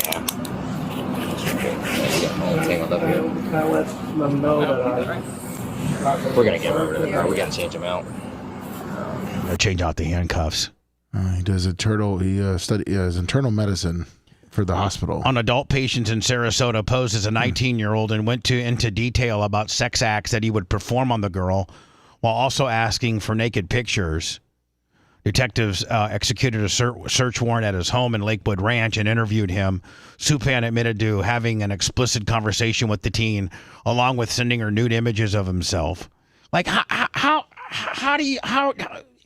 you're 38, you're posing as a 19-year-old. I think it's the person established themselves that he was talking to as a 14-year-old. Yes. Like, so let's say that you're on Reddit and you want to, get some naked pictures of some chicks. I don't think necessarily it's illegal as long as they're 18. I don't know. I've not been on Reddit where I'm looking for solicitation of naked pictures. So, like, the second, would you be in trouble? I don't think you'd actually be in trouble if you are 38 and you pose as you're 19, because that's what all Reddit is a bunch of fake-ass posers posing to be something that they're not. Certainly not themselves. Nobody uses their real name. Everybody's got a fake name, fake identity, fake shtick, fake everything, trying to wreak as much havoc as you potentially can. That being said, a 38, 39-year-old acting like a 19-year-old, as long as he was talking to adults over 18, I don't necessarily know that would be a problem. But the millisecond that the girl says, "Hey, I'm from Utah and I'm 14," man, I mean, I click out of Reddit and I reboot my computer and I don't know that I go to that site ever again. Oh, I don't even reboot. I turn it off. Probably throw it in a river. Yeah, bleach hard drive. It'd be on the you drive the Gandhi that day and get close and throw it over the deal. I mean, do you think that he sent her actual nude pictures of himself or somebody else if he said that he was 19 or? I mean, I think if it's a junk shot, you maybe can't tell if it's 19 or 38. Yeah, I mean, if you don't, as long as you don't have gray pubic hair, I don't think that a man over 18 I think a 19-year-old junk shot and a 38-year-old junk shot, close up. That's what I'm really fascinated by in this whole scenario. Is probably the same. Okay. It looks like it was his own junk shot. Oh, okay. Boy. So he sends a picture, and now the minute you hit send. And now, let's say that she's not identified herself yet as a 14-year-old. Wait, he knew she was 14 the whole time, didn't he? Yeah, that's why he said he was 19. Yeah. I'm saying the only wiggle room you would have is if you send him her junk shot, and then she said, "Oh, by the way, I'm 14." At that point, you're probably still in trouble, but maybe not as bad if you would abandon that conversation immediately and not continue it any further. Only if you sent junk before she sent age. But if she's established age and you sent junk, You're done. And then tried to fly her out to meet you. Oh, conversations about that. Yeah. Investigators have arrested Supan on Wednesday, January 8th in Sarasota on charges of the transmission of harmful materials and the production of child abuse, sexual abuse material. Supan is in, federal custody in Tampa. I'm thinking federal because it was, cross state lines. Cross state lines using the internet. They're going to Utah. Where's the 14-year-old's parents while she's... True. I mean, just while she's having an internet relationship with, let's just say, a 19-year-old in Florida, exchanging pictures and all that. Yeah, like that's pretty entailed. And where are your parents? Well, when I was when what were you doing, Lummy? I was doing whatever on internet relay chat back in the day when I was 14. Wait, what do you mean you were sending your wiener to older men? No, I didn't send nude pictures. I was a kid at that point. Back in the day, man, when I was first of all, there wasn't even computers when I was 14. But when I was 38. Or even when I was, I think I first got on the internet like in 1992. That was the first year and Lummy, I was on AOL chat. Yeah. That AOL chat. In 92? In 92. Man, my family was really behind. I didn't think the internet got invented until 2000. No, so I was working at the Power Pig. And we had a computer, Lummy, in the Jock Lounge that, we could all use for emails and stuff like that. And, I then, bought a computer for my house, and you would go to the only communication, there wasn't really websites and things like that, was that people could maybe download a picture. And remember how it would take, literally, it would go like a quarter down the screen, and then it would it would take you a complete hour to get a picture, and you'd just be waiting and waiting and waiting. And that girl would end up having a wiener, and then you're like, what did I just wait 56 minutes for? Yeah, and when you signed on, it was like, it was dial-up modem and stuff like that. And so I can remember, the only way that the only chat that they really had was AOL chat. Yeah. And so I had my screen name was Bubba. People knew it was me. And I would sometimes, when I would get home after my show, go on AOL chat because, you could chat with girls. And I can remember, I don't know how many times, actually I had Denzel, my cop buddy, write me up something that I had because there'd be many a times where I'd be chatting and a chat message would be like, hey, is this Bubba the Love Sponge? And I'd be like, yes. And they're like, oh my God, I'm 16 and I listen to your show every night. And I would have this thing where I would type the same thing. Please do not contact me any further. I am not interested in speaking with you. Please do not contact me. Again, do not contact me. I'm not interested in talking to you. I had this little script that a cop made for me. And I would say that because, Wow, internet was a dangerous place even back then. Oh, yeah, but here's the deal. I don't know if she was really 16. She probably was. And I don't need to be talking to her. And two, it could have been the cops. Lummy, Bubba the Love Sponge. And you know how bad they wanted me? Oh, yeah. You know how bad they wanted me? They wanted me bad. They still want me bad. They do? Yeah. The cops want you bad? Oh, yeah. You don't think that the city of Tampa or just overall society wants to see me go to prison? Well, I don't think so. I don't know. I mean, like the documentary that's coming out. People that did it walked, and I got blamed for it. Had I done it, I would have been to prison. They want me in prison so bad over the years of me calling out politicians and just me being a pain in the ass and being the people's hammer and being the bad guy. Sounding like Andrew Tate now. They want I like me, it. You're dangerous. They want me in prison. You know damn well they've investigated me every which way but loose. Oh, they're waiting for you. I mean, and thank God I'm getting through this IRS issue and I got great representation, or I'd probably be in prison for tax evasion. Hello, who's this? Hey, Bubba, it's Bob. Hey, following up with you on the Jerry Jones Cowboys thing. Well, the landman, you actually mixed it up. He bought his first oil rigs to be with his daughter out in Palo Alto. He did that for his family, which then gave him the money to buy the Dallas Cowboys. He did a 60 Minutes piece on it 2 or 3 years ago talking about it.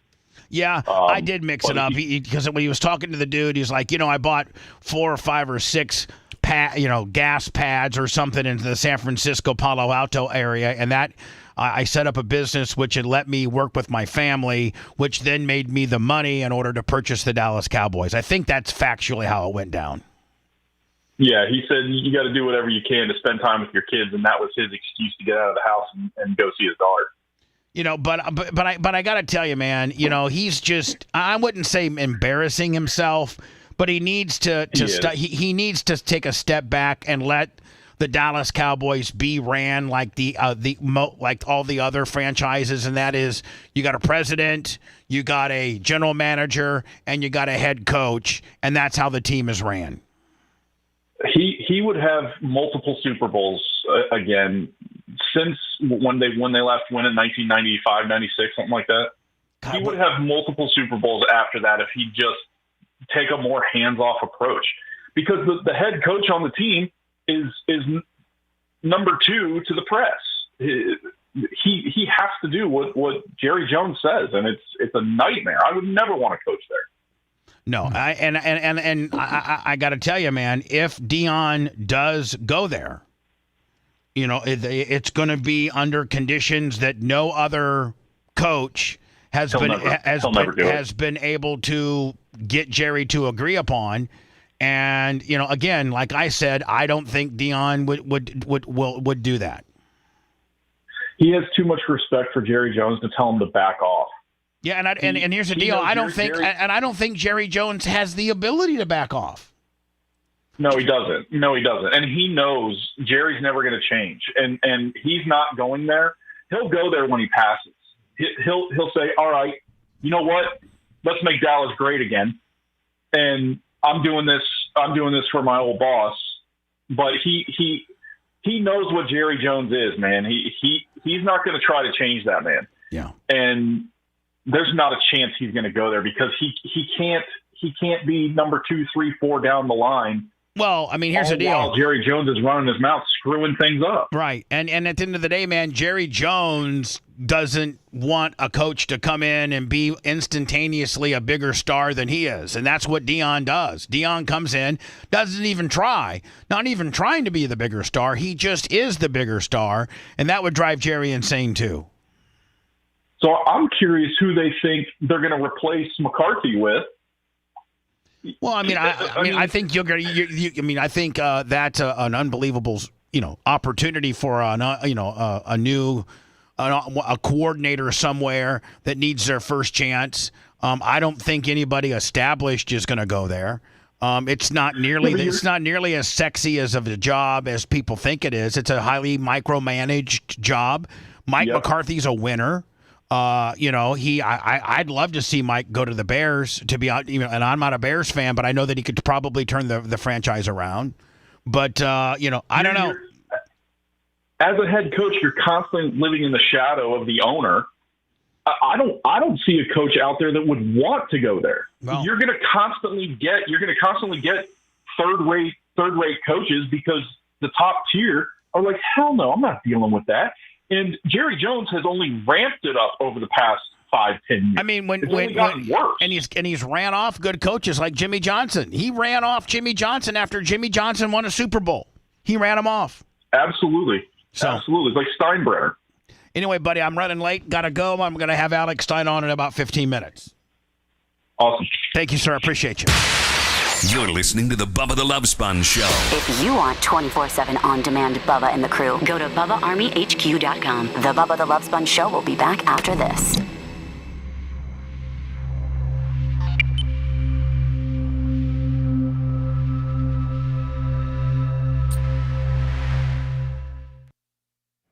Oh, yeah. Are you going to be the first to use both of them?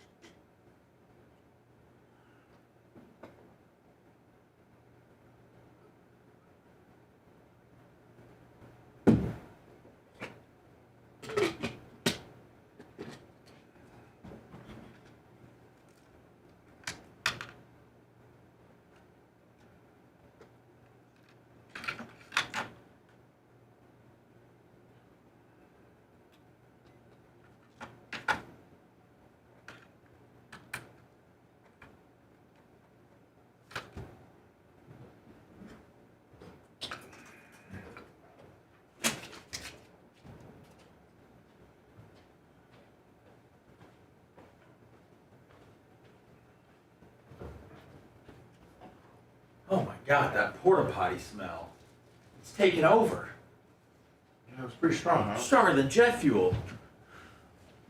Oh, with the little, that's good smell though, isn't it? I mean, to somebody like you, I like the smell of a nice fresh day. Nice fresh day, huh? I like a nice fresh day.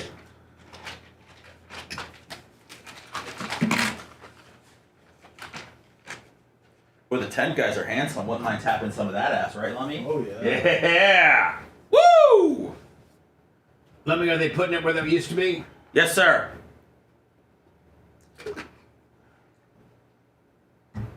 I'm overseeing the operation. Are you? Yeah, oh, yeah. That's great. Yeah, it is great. Oh, fuck.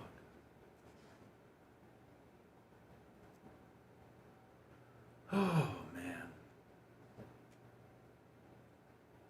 What a man, what a man, what a man, what a mighty good man. Ooh!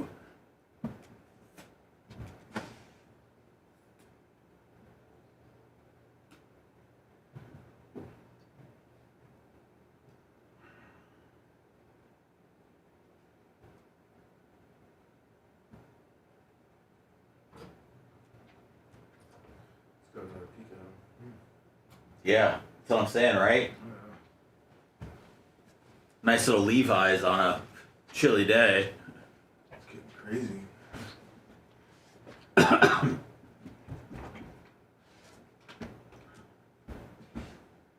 Damn right, Danny. So, Lummy, we got, fuck yeah, Troy. Tell him I said what up. Alex about 9:20. Okay, I'll shoot him a message, let him know. I'm going to do a quick little break. I'm going to do the Caitlin Clark stalker, then the wildfire concert proposal, and then the Gavin Newsom TV slimeball interview, and then words, and then Alex in the back. Sounds good.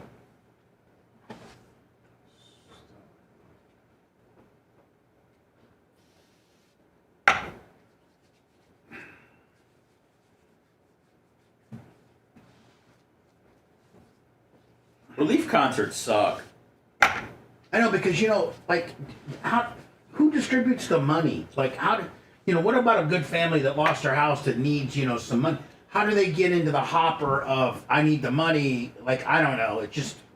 I don't really know. The concert promoters and the venue probably make all the fucking money. I'm really just looking at their performances. I'm not really too deep into the money situation. Well, I know when they did one for Haiti, none of them went to Haiti.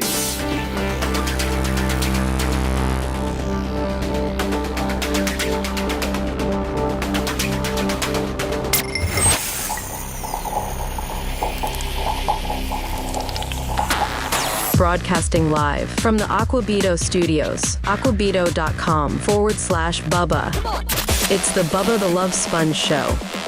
Alex Stein, we'll call it 9:20. Tomorrow,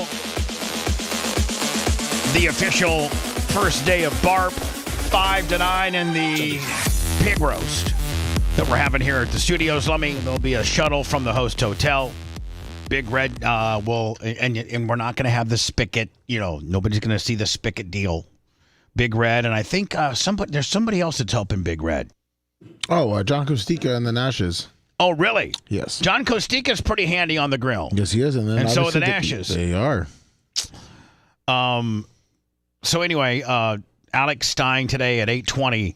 Michael Lewis, the man accused of stalking Caitlin Clark, appeared in court Tuesday and immediately made waves by exclaiming, and I guess he shouted out, "Guilty as charged." Oh, did he? Before the proceedings even started. I guess he said, "Guilty as charged."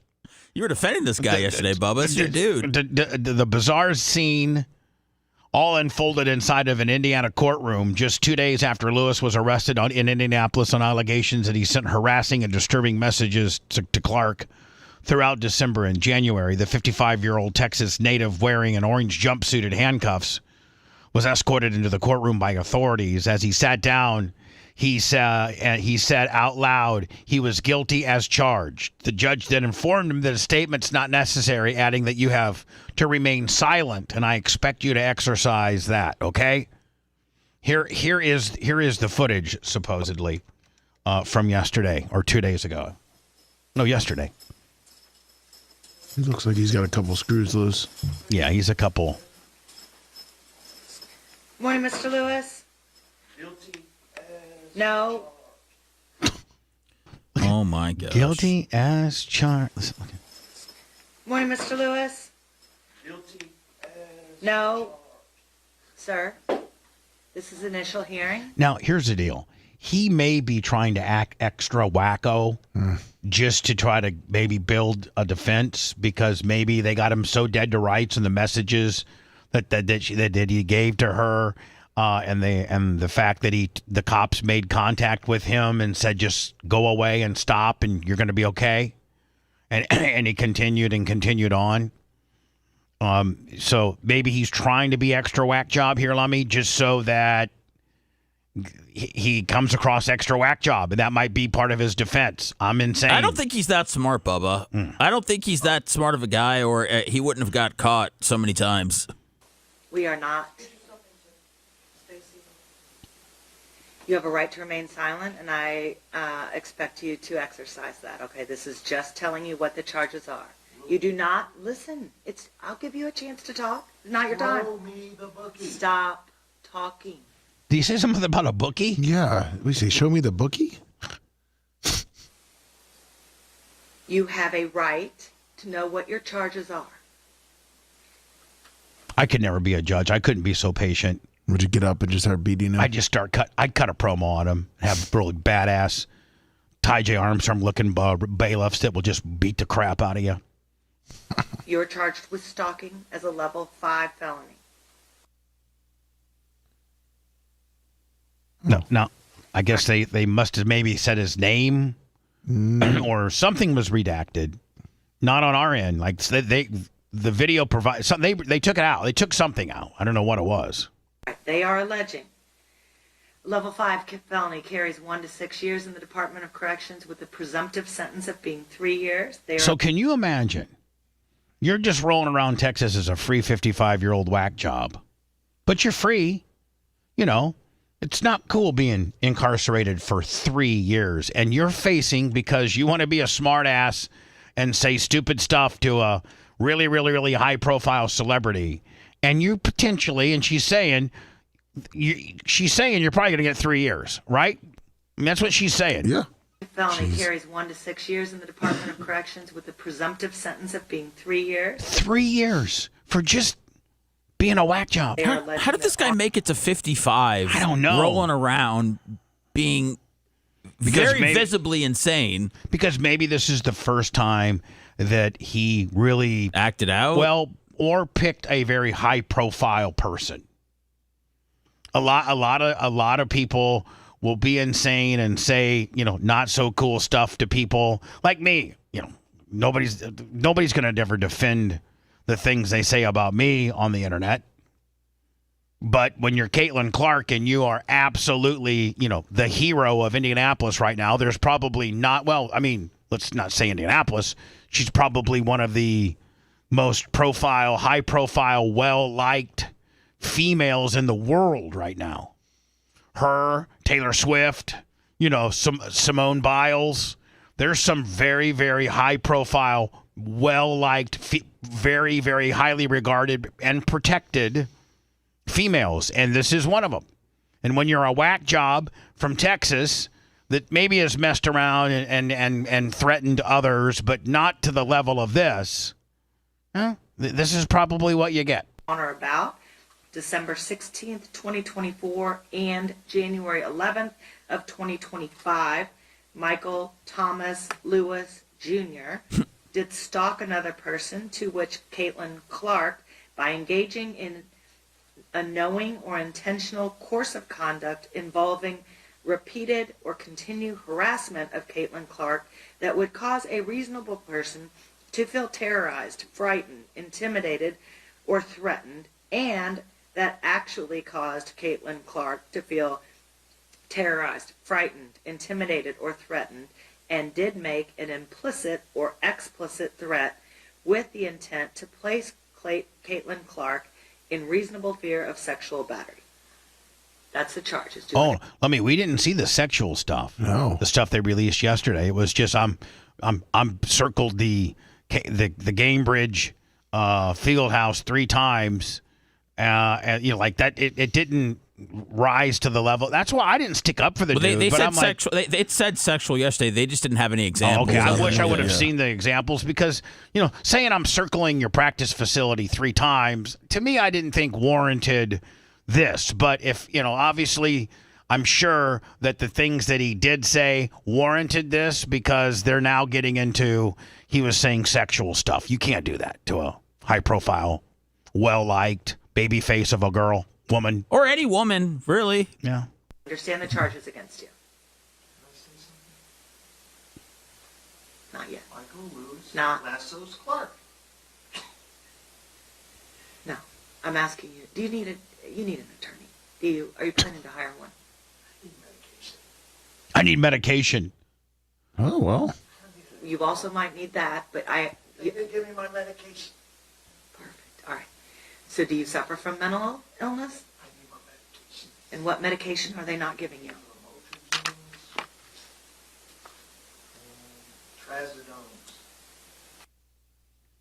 Trazodone?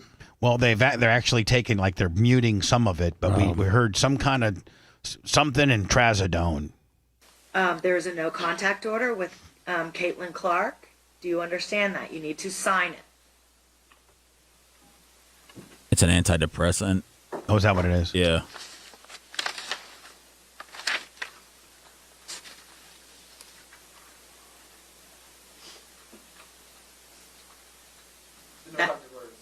Perfect. Do you understand? And I'll give you a copy of it to make sure that you understand. You are to have no contact with her whatsoever. Direct, indirect. You cannot call her under your PIN number, anyone else's. You may not contact her via any social media or text or phone or computer. Do you understand that?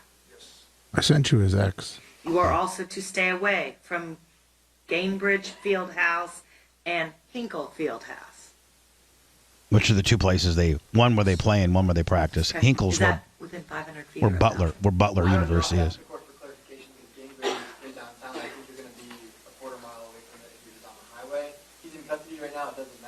I'll do 500 feet. But you cannot go in the building. Cannot walk by. Cannot park outside of it.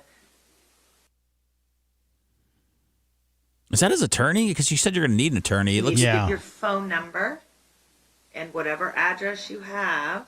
What if they're going to let him go? Because if on you bond? post bond, it will be on GPS. It will be a If- hold for pickup, If you which means they will put an ankle monitor on your foot, and they will know your whereabouts.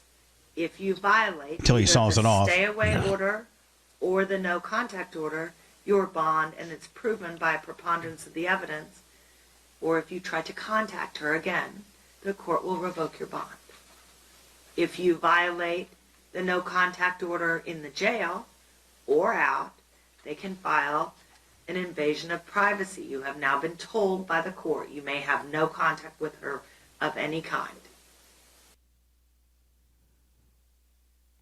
He's like, even my Reddit page? I can't even go to her on my Reddit page? That's where everybody hides and says things. But he's not from Indianapolis, right? No, he's from Texas. So what? I mean, where is he going to be? Where is he going to be tracked? Like, does he get to go back to Texas? Boy, I don't know. Or it's like, does he have to get like an extended stay? Are they going to keep? I don't know. I don't know. First of all, I don't know if he even has the ability to post bond. What's his bond? $50,000? Yeah. So that means you only have to come up with $5,000, right? Yes. Bond is set in the amount of $50,000 surety. That's $5,000 to a bondsman, and you must remain in the state of Indiana. So Seth, that answers your question. Woo! Like, he can't even go to Texas. So he has to find somebody to stay with. Well, I think that's what the lawyer was saying. He's saying the hotel, I guess he got, is pretty close or half a mile from the stadium. Well, she said, I'll knock it down to 500 feet. You just can't go in it. You can't park around it, and you can't go in it. So you can stay in your. And I'm very familiar with the landscape and the geographical makeup of downtown Indy, and a lot of hotels are really, really close to the Gainbridge, field house. So she's just saying, stay in your hotel room. Don't go walking around that building. Don't go in the building.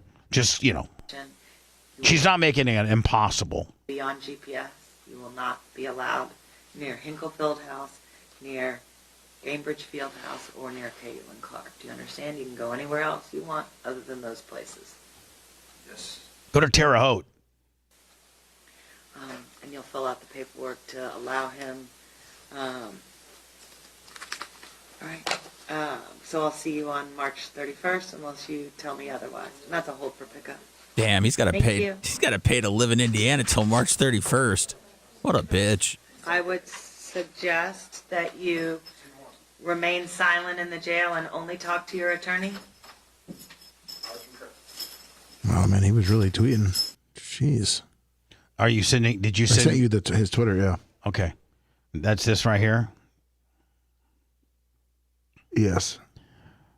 Oh, so okay, Caitlin Clark. I don't even know what that is. You be coffin puss okay? You buying? Winning is for losers? Oh, let's go Iowa. You look great out there. You're very pretty, which is most important. Winning is overrated.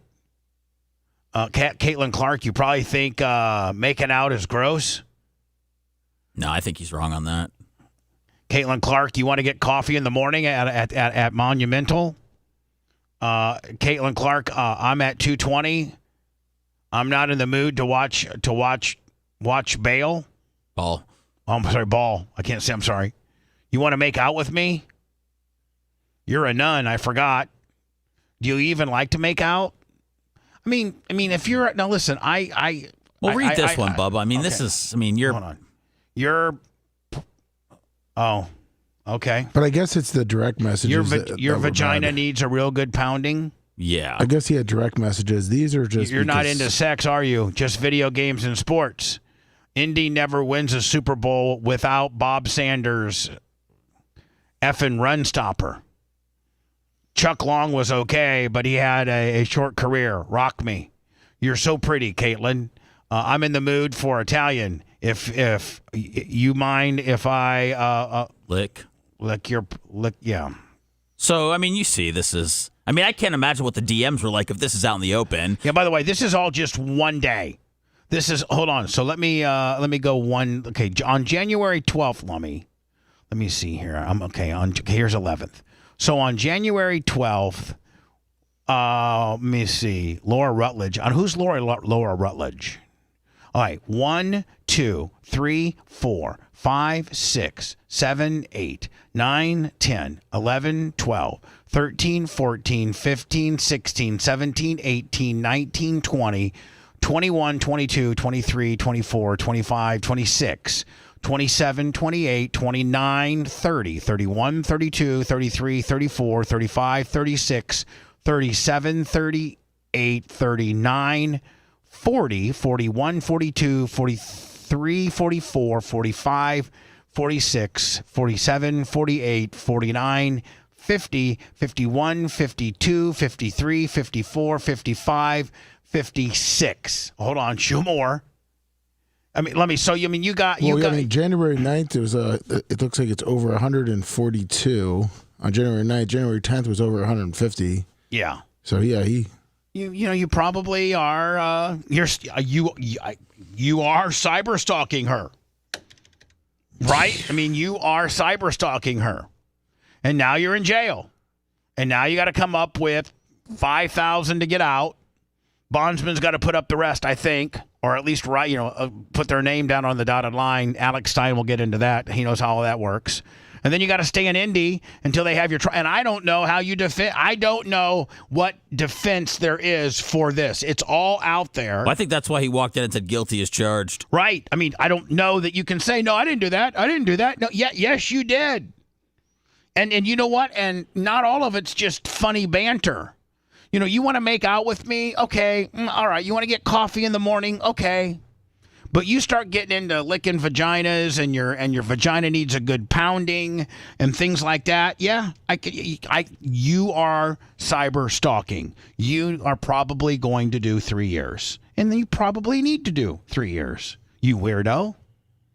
And this can set an example for those that do this to women in general. Yeah, it's going to cost the guy a ton of money, man. Oh, my God. Jeez. And 3 years of his life. Yeah. Being in prison. What's that value? For him, not much, but I know. But yeah, for the average person, quite a bit. I'll do words. Can we do Alex on the back? Yes, sir. All righty. If you love that segment, then check out BubbaArmyHQ.com and do a deep dive on past shows. The Bubba the Love Sponge Show will be right back.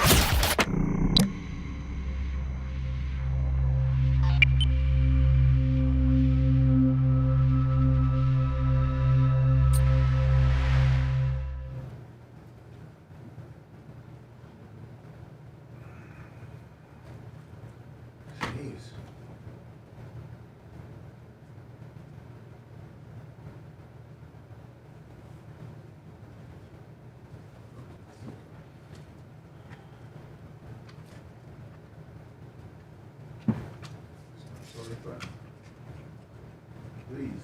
Can you kneel down to his ear?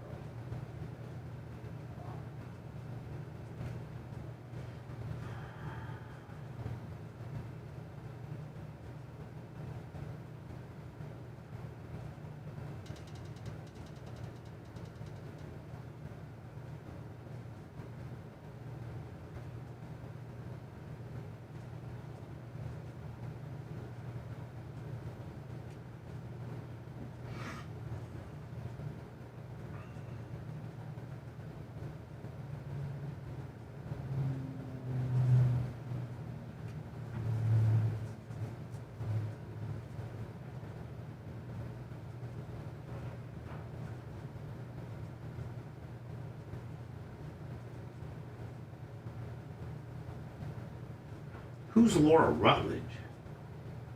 I think she's I think she hosts an NFL show. Yeah, he seems to talk to her a lot, or fuck with her a lot.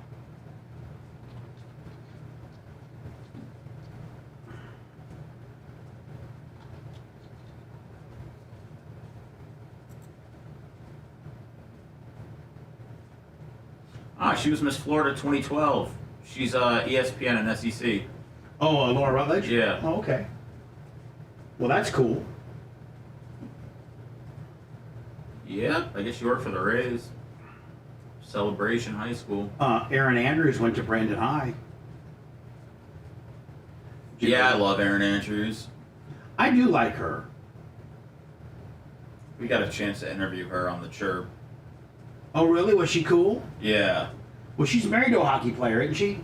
Yeah. Well, or I don't know if he's still in the league or not. Yeah, no, it was cool because she was obviously it was in the middle of football season, and she was at her hotel, but it was cool of her to come on. She's not the easiest person to get interviews with.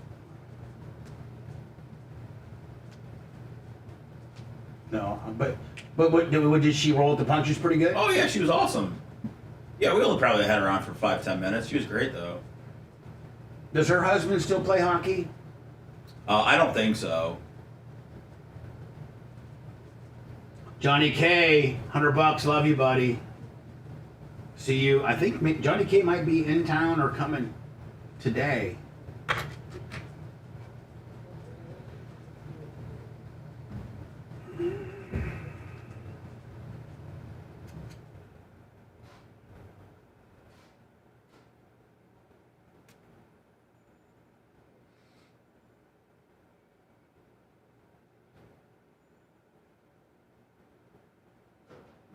You see Stein's hat, Bubba?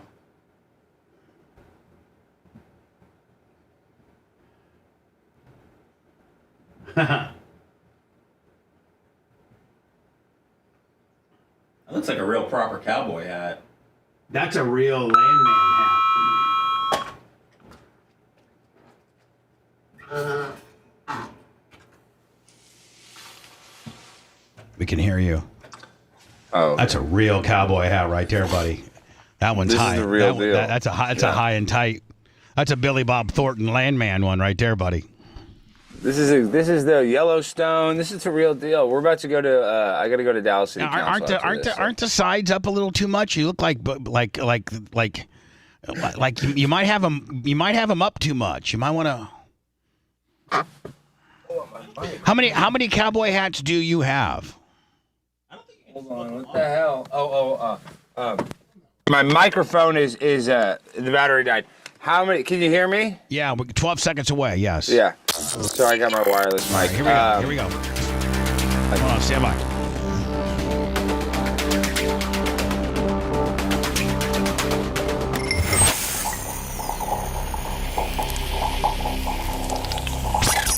Broadcasting live from the Aquabedo studios. Aquabedo.com/Bubba. It's the Bubba the Love Sponge Show. Standing by in Dallas. Although I think he gets here in Tampa late Thursday night, early Friday morning, like 1 a.m. Is that? That's exactly right. That's exactly right. How did you get that from? Because it was only $29 round trip on Frontier. No Wi-Fi, no nothing. Barely, anything. Just bare bones, right? They charge you to wear that hat if you did. Seriously, if you wear a hat or if you bring a purse, they charge you for it. But there's also a gimmick though too. If you buy something in the airport, Bubba, and you have a bag from that store, you can bring that on a plane. They don't count that as a bag. So a lot of times you can buy that. You can actually put clothes in it or a purse in it if they don't notice it. Oh, so as long as it's like from a store at the gate area. Boy, you know all the shortcuts, don't you? Was that pay-per-view? Yes. Tell her I said hi. Yeah, Bubba says hi. He says he can't wait to see you. And pay-per-view, she says she's excited to come. No, I'm really excited for this weekend. She's very worried, though, that I'm going to be, badly behaved. What do you mean? There's no badly behaved cat. I'm like, you can act as bad as you want at this. That is true. I mean, I know. I think she's worried about that. Is when I get. I mean, like when you the last time we saw you is when you fought, and you had to be focused and be ready to fight in order because that guy was he was here for Barb. The fight. I was here for Barb. Yeah, the fight was like before After I got the fight. back. Yeah, Barb was right before. Yeah, and we acted bad at Barb. Yeah, I think I. Yeah, I mean, I want you acting bad. I want you full. Yeah, I'm gonna act bad. Yeah, that's what I do when I go places. I have bad manners. Well, I don't want the bad manners deal. I mean, like I don't want cookie crumbs in the bed and all that kind of deal. But he's got to at least come down, come down to the studios and not stay at the hotel. Yeah, you can't stay at the hotel. Like you got to come down to the studio. Like Friday morning, you probably need once you get your ass. Well, he's not going to get to my apartment till like probably 1:30. But I'm saying even like pay-per-view didn't come over here at all, and Stein was only like here for the party for like 2 hours. Yeah, and you kind of hold yourself up, and you kind of hold, you got your treats and your Delta 9s and all that kind of stuff, and then you stayed in your bedroom most of the time. I think I fell asleep and I passed out. I think Sumo actually, gave me some stuff, something, an Ambien or something. So, no, I'm gonna be firing on all cylinders.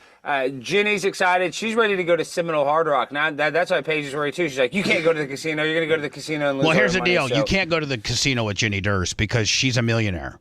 So if you can't go with her and try to follow her because she will.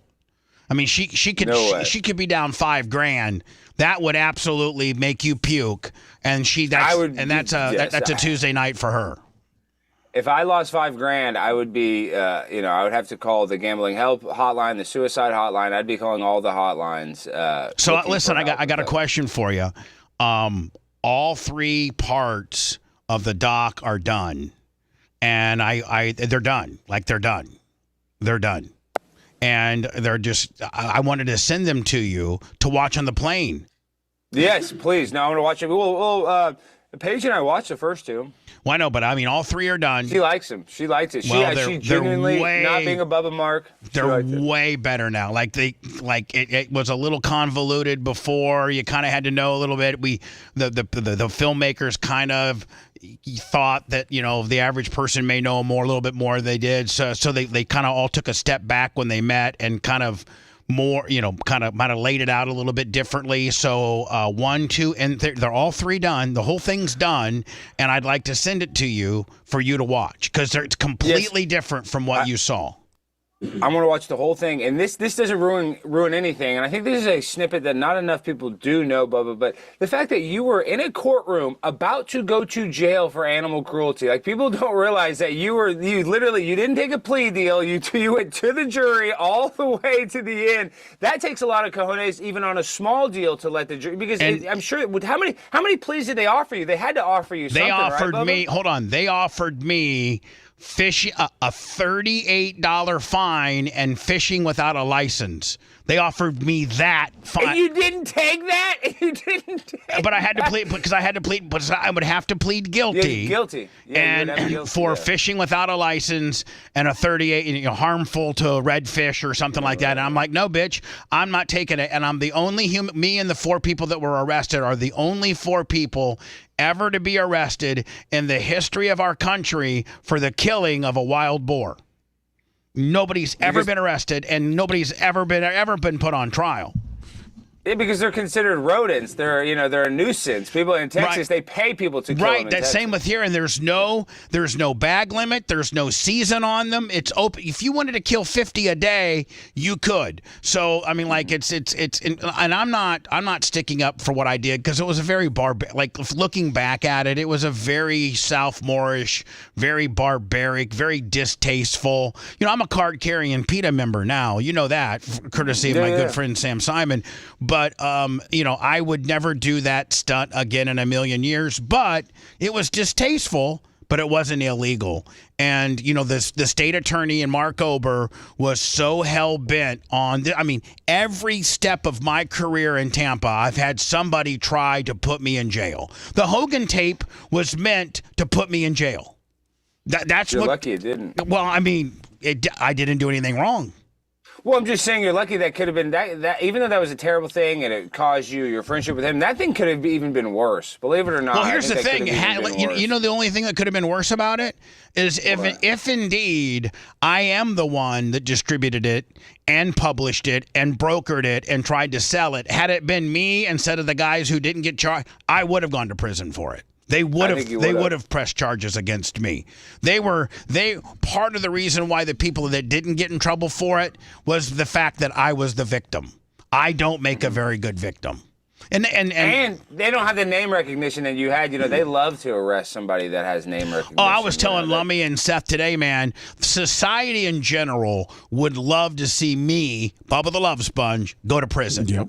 They would love that. Well, I don't know. You really think that the society wants you to go to jail? I think society thinks I'm an asshole and that I'm a dick and that I'm abrasive and that I've had a storied career of doing a lot of stupid stuff. And I think that, I've always been postured as the bad guy, even though my foundation has given over $1 million to the widows of fallen officers. But that being said, I've always been positioned as the bad guy, and man, they would love to see me mess up, trip up, and cause some type of situation that would put me in jail. They would love that.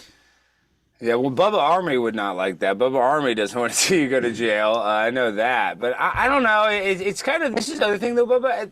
The fact that, we had all these trials and tribulations, people like the comeback story. I think that almost is kind of... I'm waiting for that. It's going to happen. It's going to happen. I'm just saying, people like that when you fall off the horse. Hold on now. Michael Vick. Here's what I can't wrap my head around. Michael Vick... obviously I did they tried to get me on a cruelty to animals deal. I was cleared by a jury of my peers. Michael Vick really was cruel to animals. Michael Vick and I love Michael Vick. He would put dogs in a metal dog cage and throw them in the pool to drown them. Right. That's how they would euthanize or he would put them in like a steel water, like a 55-gallon steel deal and electrocute them with water. Yeah, electrocute them. Yeah, I know. And really. So you're written at $50, pimp on a blimp. Mike, by the way, John Kostika, $250 this morning, Lummy.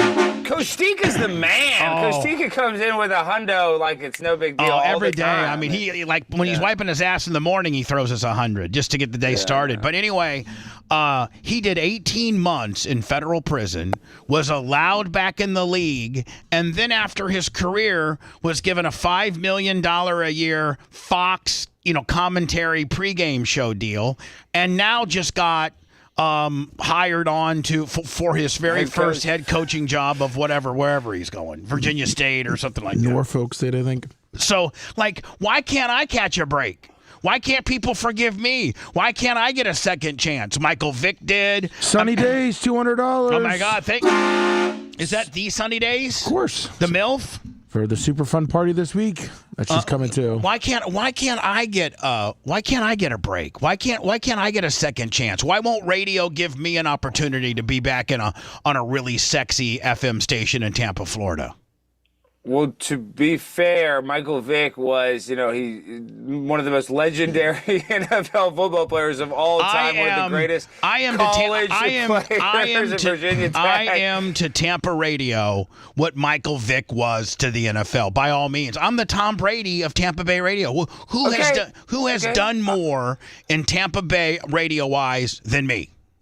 Nobody. But I'm just saying, Michael Vick, he transcended football. He created the running pass quarterback. He had all the things I created in Tampa? I'm the only person to be syndicated on the level that I got syndicated. I'm the only person to have done afternoon drive for Howard Stern on the largest platform. The only person to put a dildo on an RC car and drive it into I'm the highest FCC fine in the history of the government, let alone the Tampa, Florida. I think you should. I do think that they need to give you a second chance. They won't. This is what this whole country. They won't.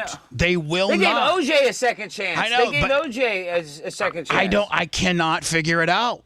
I cannot figure it out. Other than the people that did what they did to me are still in charge and are still thriving, that's why I can't. That's because the people that did and indeed have a lot to do with my... Now listen, I had a lot to do with my own demise. I'll take onus on that. But there's also some other people that had their hand in keeping me down and putting me where I am today. So I don't know. I don't know if this documentary sheds light on a second chance or not, but I know that it at least will tell the side of the story that most people don't know or have never been told. And then they can form their own opinion. What are the chances that Howard has you back on? I know he calls you and stuff, but he needs to have you in the studio. You guys need to talk. Y'all created some of the most legendary radio back then, even when you're a guest with the wedding, this and that. I wonder why Howard won't put you over. I don't think Howard will ever he'll never will again. I think Howard is working on his legacy right now, and I'm not part of it. Yeah. I think Howard's going to be there exactly one more year. And SiriusXM, quite frankly, Jim Norton just quit. Just left, I know. They don't, and I just talked to a SiriusXM executive, and they've now determined that they need to stop, with the $100 million Call Her Daddy podcast and the Conan, the $110 million Conan O'Brien library of podcasts and the Smartless $100 million deal. And they need to realize, and this is within the company, they have a whole new reset, that what got us to the dance was that guy that was in his car or his semi and would listen to, spoken word radio, whether it was Mad Dog Russo on the sports side, whether it was Howard and Bubba and Opie and Anthony on the other side, and they need to get back to that, and there's nobody available except me to bring them back. Think about it. Opie and Anthony have disbanded. They've gotten rid of Jason Ellis. They got rid of him. Rich and Cavino, they got rid of him. They as a company recognize that's who they need to start targeting, vehicle and people that are in the vehicle users, and not this pie in the sky podcasting thing that, listen, if Spotify couldn't make the Rogan deal work, how do you think SiriusXM's not going to make a podcasting revenue work if Spotify couldn't make Rogan work, right? You're exactly right about that. Spotify had so much trouble with that. Now Rogan had to go back on YouTube. And let's be real, who has Sirius XM? If you're in a rental car, that's probably the only place you can even really hear it anymore because most people don't have the service. But when Sirius first came out, everybody was buying the extra box. They were putting it in their house. They're putting it in their car. It was this cool accessory. It was cool to have it. It's lost that cachet. And they haven't bettered themselves by having any personalities that makes you want to keep it in your car. They didn't evolve. The technology, they didn't figure out. They tried to do the app and this and that. And I actually have the Sirius XM app. I don't even pay for it anymore, but they weren't able to do the Spotify. Spotify's still struggling. Yeah, Spotify is still struggling. They need a personality that will drive vehicle subs, and I'm the only guy left that can do it. I was hand selected by Howard. Howard's fans would more than likely accept me into the fold because Howard discovered me, so to speak, and I could maybe get back some of those fans that Howard has ran off because of his liberal woke stance that he takes on everything. I don't know. Sirius XM's in serious trouble. I mean, they really no pun intended, but they're in trouble. You know the business better than anybody, but how does that work? Like, are you paying a bunch of money to ASCAP? Because if you're just playing records, how is a radio station not profitable? Because unless you're paying to play the records, with AI, I'm not talking about talk radio. I'm talking about if you're just spinning records. Isn't that profitable? Because you don't have to pay them to play the music, right? Well, I mean, yes, if radio was the only way and the only dashboard real estate that people can get, but now 90% of America listens in the car what they put through their phone. And so when AM and FM, that was the original OGs, when they were the only two games in town, everybody listened to AM and FM. Then you bring in satellite.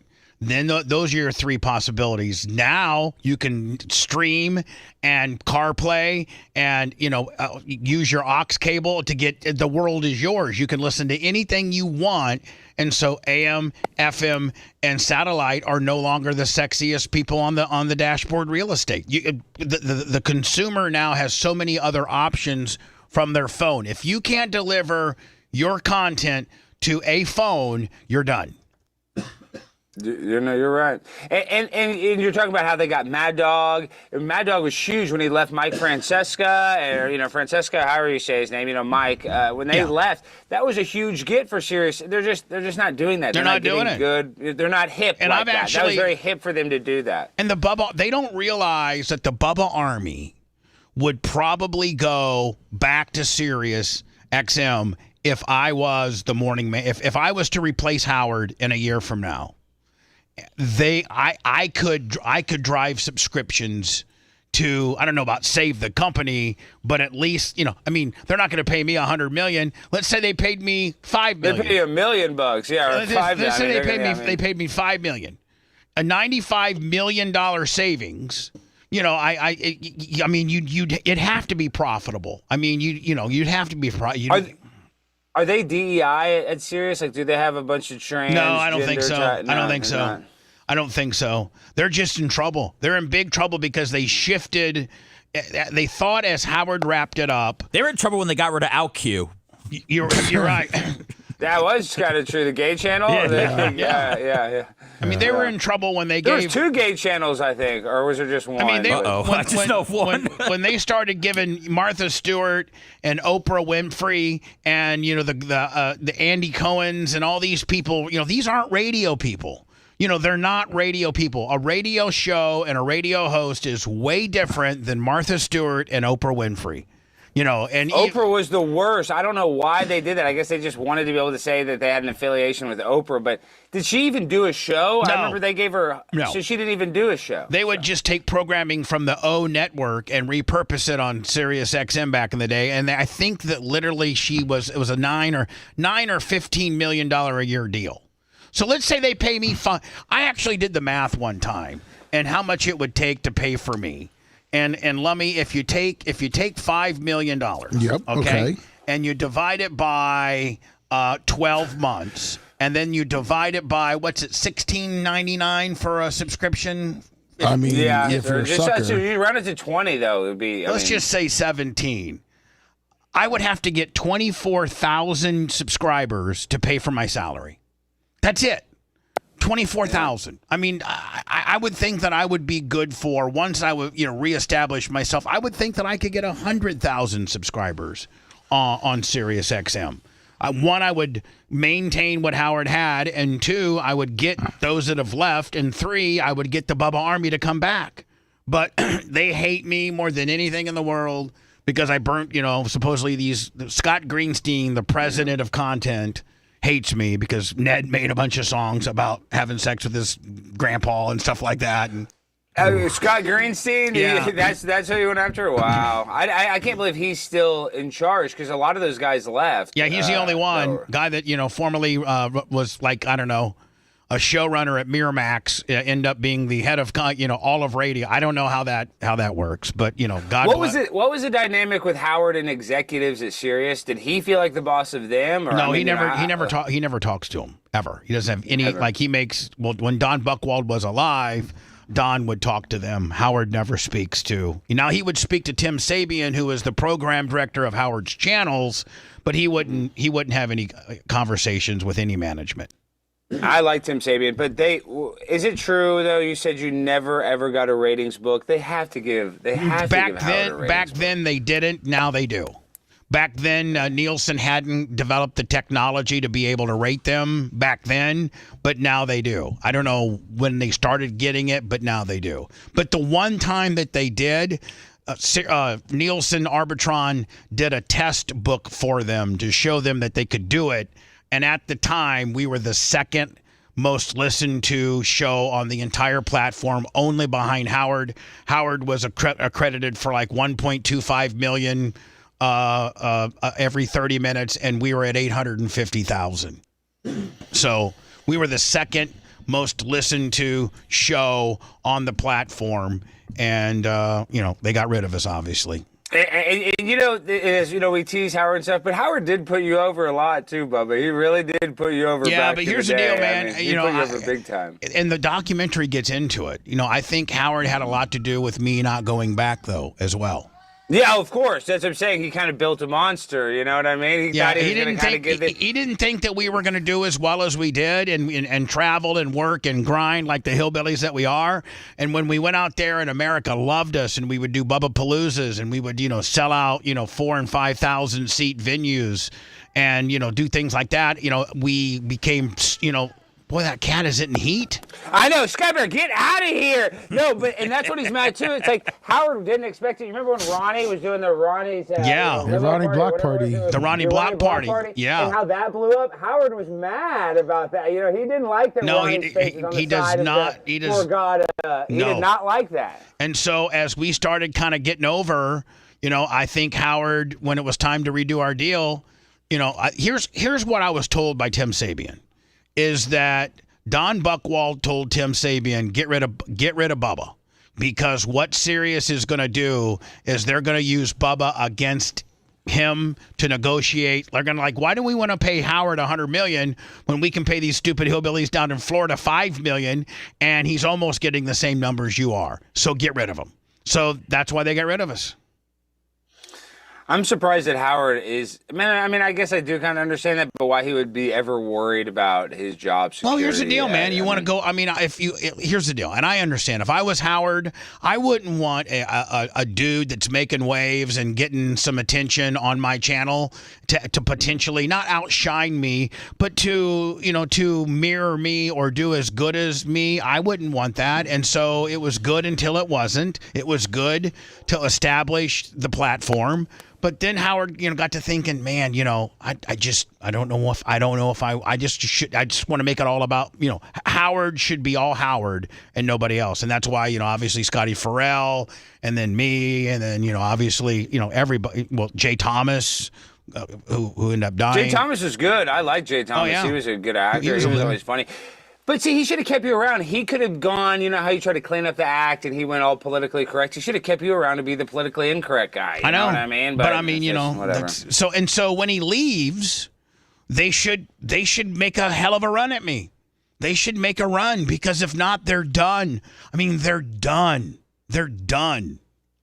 I think they're gonna have a really tough time unless they can become culturally relevant. Most people, like my dad, was like, "I want you to pay for my Sirius in his car. Like, people do buy Sirius. I'm not saying nobody buys it, but it's like people like my dad want Sirius because he doesn't want to jack with his phone and pick the radio station. Young people are not adopting and it. There's and that 45-year-old trucker that's trucking for Werner He likes it. across America. He wants a male skewing Bubba type show. And if I was on Sirius XM, the guests I could get. Think about the guests I could get. I mean, Big guests. Get huge guests. But with all this being said, I know right now it kind of sounds like you'd like to go work there. Jim Norton just left, and he has not been very complimentary of Sirius. And he worked there 20 years. I mean, you worked there, 10 or 8? Yeah, I know, because they don't treat their talent. I mean, and so, but Jim might not. I watched his stream. He did not have he didn't bash Sirius, but he did not put them over at all whatsoever. But the Jim and Sam show doesn't have the chops that Sirius needs. If they had a show that had the chops that they need, they would kiss your ass and do you right. And I really do think out of the entire radio spectrum, there's only one guy that's already been to that show. There's only one guy that's been handpicked by Howard, and there's only one guy that the Howard audience already knows and probably likes. That's me. I'm the only guy that can do it. So maybe we'll get that shot. Maybe we'll get that shot, and you could quit and be part of my show. I'll be working for Sirius. I'll be producing. I'll be the liaison. I'll go to New York City. I'll work in their office, and I can be the Army enforcer. Move to Tampa. That's what I'm saying. I'll be going back and forth. I'll be in Tampa, New York one day. I'll be going, but like I said, I would love for that to happen. I do think Sirius is just they're trending in the wrong direction. Oh, they gotta are. Get them. They're no longer the sexy. They're actually one of the least sexiest people on the dashboard. Anyway, listen, I gotta go. Right. Running late. See you tomorrow. See you tomorrow night. No, hold on. But check your email because I'm getting off the air here in the next 10 minutes. I'm going to send you. I'm going to have the filmmakers send you. Oh yeah, we'll watch it. We'll watch it because we don't have Wi-Fi, so I'll download it all. All three episodes. Okay. We're gonna watch them all. All right, buddy. Thank you. I'm excited. See you guys. See you, Seth. See you guys. Bye, buddy. If you want 24/7 on-demand Bubba and the crew, go to BubbaArmyHQ.com. Right now. The Bubba the Love Sponge Show will be back after this.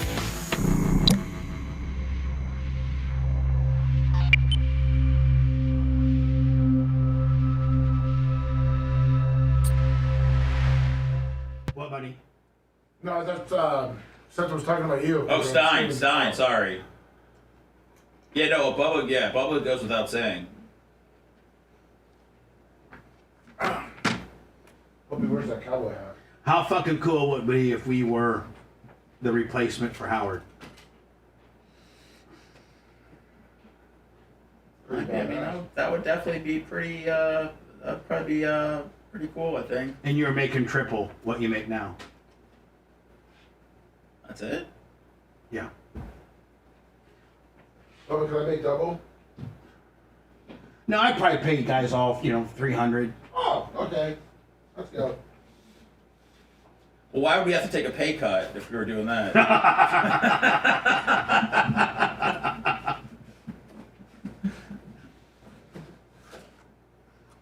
He said, do you mind grabbing that door for me? Please. Do you need help with that shit? No, I just, worry about it. Are you throwing it away, or? No, it's gonna... You're just moving the junk? Oh, we could put it in a trade spot. Okay, alright. Yeah, get rid of that.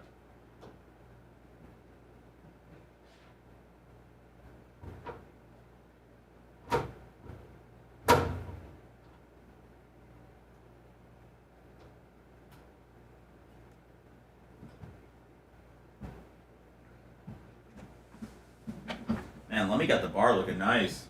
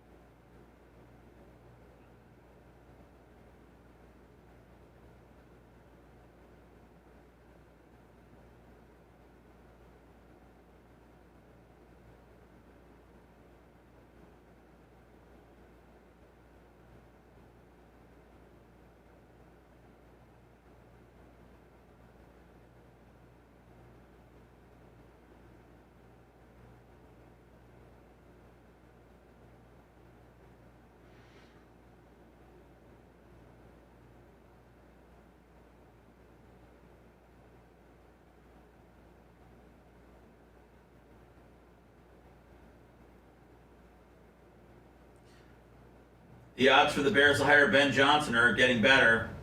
That's the fucking man. They're at, it went from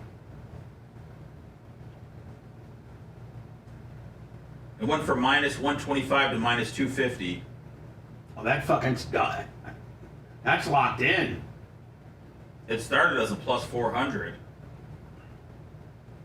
And think about how good the fucking NFC Central or NFC North would be. I know, but people are concerned that the Packers and Vikings are pretenders. You're kind of, we're at that fucking avenue where they could be right. I mean, I'm not one to talk. I'm just saying what the people are saying. Is he in here? No. We got 200 from Rob Green. Did he say that? I don't think so. You would have hit a mega train horn for that.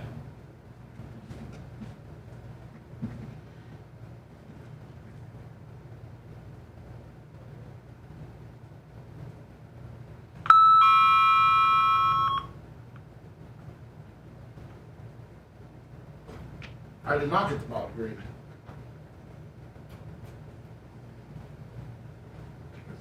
No. It was in Macho World.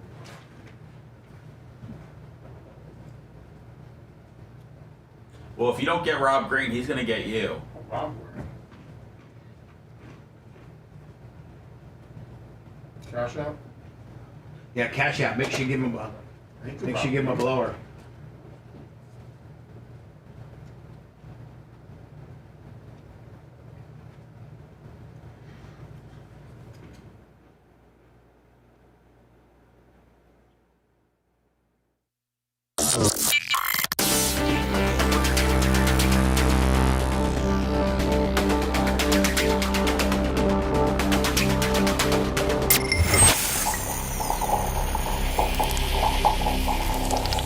Broadcasting live from the Aquabedo Studios. Aquabedo.com/Bubba. It's the Bubba the Love Sponge Show.